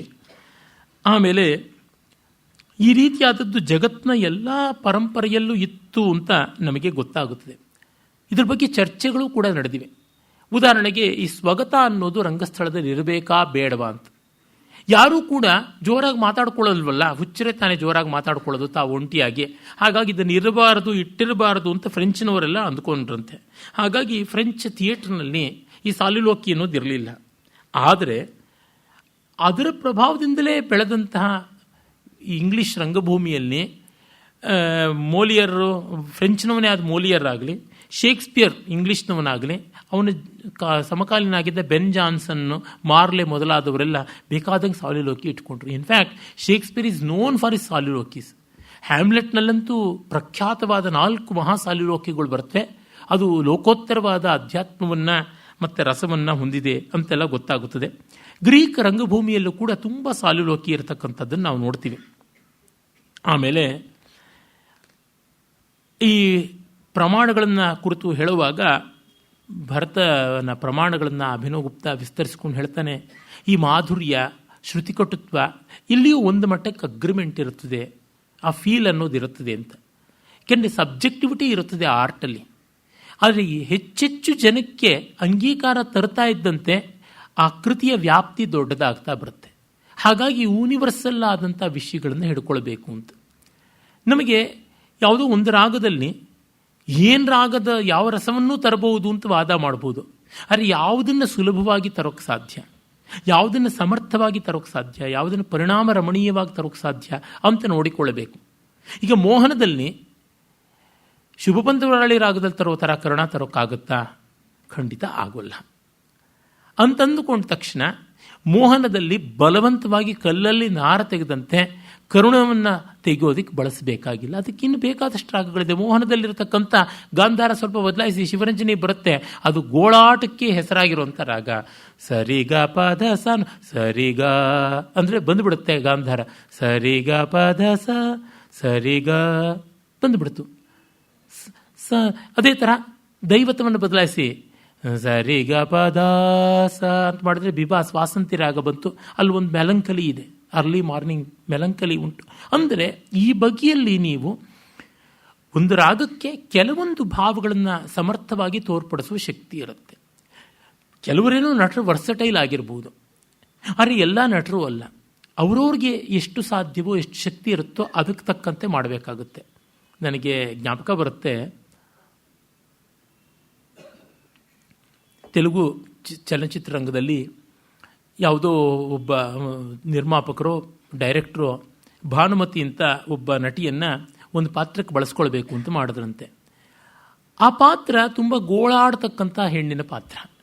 ಈಕೆ ನೋಡಿದ್ರೆ ರಾಜಸ ವ್ಯಕ್ತಿ, ನಾನು ಅಂದರೆ 3 ಲೋಕ ಉಂಟು ಅನ್ನುವಂಥ ವ್ಯಕ್ತಿ ಭಾನುಮತಿ ರಾಮಕೃಷ್ಣ. ಆಕೆ ಟ್ಯಾಲೆಂಟೆಡ್ ಕೂಡ ಹೌದು. ಆ ಟ್ಯಾಲೆಂಟಿಗೆ ತಕ್ಕಂತೆ ಬಿಂಕ, ಗತ್ತು, ಗರ್ವ ಎಲ್ಲ ಇತ್ತು. ಅವರು ಯಾವ ಕಾಲದಲ್ಲೂ ತನ್ನ ಜೊತೆಯಲ್ಲಿ ಹೀರೋಗಳಿಗೆ ತಾಯಿ ರೋಲ್ ಮಾಡಲೇ ಇಲ್ಲ. ನಾನು ಮುದುಕಿ ಆಗಿದ್ದೇನೆ, ನೀನು ಮುದುಕ ಆಗಿದ್ದೀಯಾ. ನಾನು ಬಿಳಿ ಡೈ ಮಾಡಿಕೊಂಡು ಅಜ್ಜಿ ಪಾತ್ರ ಮಾಡಬೇಕು, ನೀನು ಅಜ್ಜನ ಪಾತ್ರನೇ ಮಾಡಬೇಕು, ಹಾಗಿಲ್ದಿದ್ರೆ ನಾನು ಮಾಡೋದಿಲ್ಲ ಅಂತ ನಡೆಸ್ಕೊಂಡ್ರು. ತುಂಬ ಜನ ನಟಿಯರಿಗೆ ಆ ಮಟ್ಟಕ್ಕೆ ಆತ್ಮವಿಶ್ವಾಸ, ಮಾತನ್ನು ನಡೆಸ್ಕೊಳ್ಳುವಂಥ ಶಕ್ತಿ ಇರೋದಿಲ್ಲ. ಆಕೆನೇ ಬರೀತಾರೆ ಅವರ ಜೀವನ ಕಥೆಯಲ್ಲಿ, ನಾಲೋನೇನು ಅಂತ ಆಟೋಬಯೋಗ್ರಫಿನಲ್ಲಿ. ಆ ಸಿನಿಮಾದಲ್ಲಿ ನನ್ನ ಗೋಳು ಮಾಡಿಸ್ಬಿಟ್ಟು ಸಿನಿಮಾನೇ ಫ್ಲಾಪ್ ಆಗಿಬಿಡ್ತು ಅಂತ. ಆಗುವಂಥದ್ದಲ್ಲ. Certain people are exuberant. ಅವರಿಗೆ ಆ ರೀತಿಯಾದದ್ದನ್ನೇ ಮಾಡಿಕೊಡಬೇಕು. ಇಲ್ಲ ವಿಶೇಷ ಪ್ರಯತ್ನದಿಂದ ಹಾಗೆ ಮಾಡಬಹುದಾದರೆ ಆಗುತ್ತದೆ. ಈ ನಮ್ಮ ನರ್ತಕರ ಪೈಕಿ ಪದ್ಮಾ ಸುಬ್ರಹ್ಮಣ್ಯಂ ಈಸ್ ವೆರಿ ಎಕ್ಸೂಬರೆಂಟ್. ಅವ್ರು ಯಾವುದನ್ನು ಮಾಡಿದ್ರು ಎಕ್ಸೂಬರೆಂಟ್ ಆಗಿ ಮಾಡ್ತಾರೆ. ಕರುಣವನ್ನು ಮಾಡಿದ್ರು ಎಕ್ಸೂಬರೆಂಟ್ ಆಗಿರ್ತಾರೆ. ಸೋಬರ್ ಅನ್ನುವಂಥದ್ದು ಅಲ್ಲ. ಹಾಗೆ ಆ ಥರದ್ದೊಂದು ವ್ಯಕ್ತಿತ್ವ, ಒಂದು ಕ್ಯಾರೆಕ್ಟರ್ ಇರುತ್ತೆ. ಆ ಕ್ಯಾರೆಕ್ಟ್ರಿಂದಾನೇ ಇಂಡಿವಿಜುವಲ್ ಸ್ಟೈಲ್ ಅಂತ ಬರುತ್ತೆ. ಸ್ಟೈಲ್ ಈಸ್ ಮ್ಯಾನ್ ಅಂತಾರೆ, ಸ್ಟೈಲ್ ಈಸ್ ವುಮನ್ ಆಲ್ಸೋ. ಪ್ರತಿಯೊಂದು ಕಲಾವಿದೆಗೆ ಎಲ್ಲರಿಗೂ ಕೂಡ ಆ ವ್ಯಕ್ತಿಗತವಾದ ಒಂದು ಛಾಪ್ ಇರ್ತದೆ. ಇದನ್ನು ನೋಡಿಕೊಂಡಾಗ ಈ ಲೋಕ ವೇದ ಅಧ್ಯಾತ್ಮಗಳಲ್ಲಿ ಯಾವುದನ್ನು ಯಾವ ಹದದಲ್ಲಿ ಯಾವ ಪಾತ್ರದಲ್ಲಿ ಕಂಡುಕೊಳ್ಬಹುದು ಅಂತ ಕೂಡ ಗೊತ್ತಾಗುತ್ತೆ. ಇಂಥ ಎಷ್ಟೋ ವಿಷಯಗಳನ್ನು ಹೇಳ್ತಾನೆ. ಅವೆಲ್ಲಕ್ಕೂ ಕಿರೀಟಪ್ರಾಯವಾಗಿ ಬರುವಂಥದ್ದೇ ಮುಂದಿನ 26ನೇ ಅಧ್ಯಾಯ. ನಾಳೆ ನೋಡೋಣ. ಪ್ರಕೃತಿ ಪಾತ್ರ ವಿವೇಕ ಅಂತ ನೆನ್ನೆ ಹೇಳಿದೆ. ರೂಪ, ವಿರೂಪ, ಅನುರೂಪ, ರೂಪಾನುರೂಪ ಅಂತ ಆ ಥರ ಕ್ಯಾಟಗರೈಸೇಷನ್ ತುಂಬ ಚೆನ್ನಾಗಿರುವ ಭಾಗ. ನಾಳೆ ನೋಡೋಣ. ನಮಸ್ಕಾರ.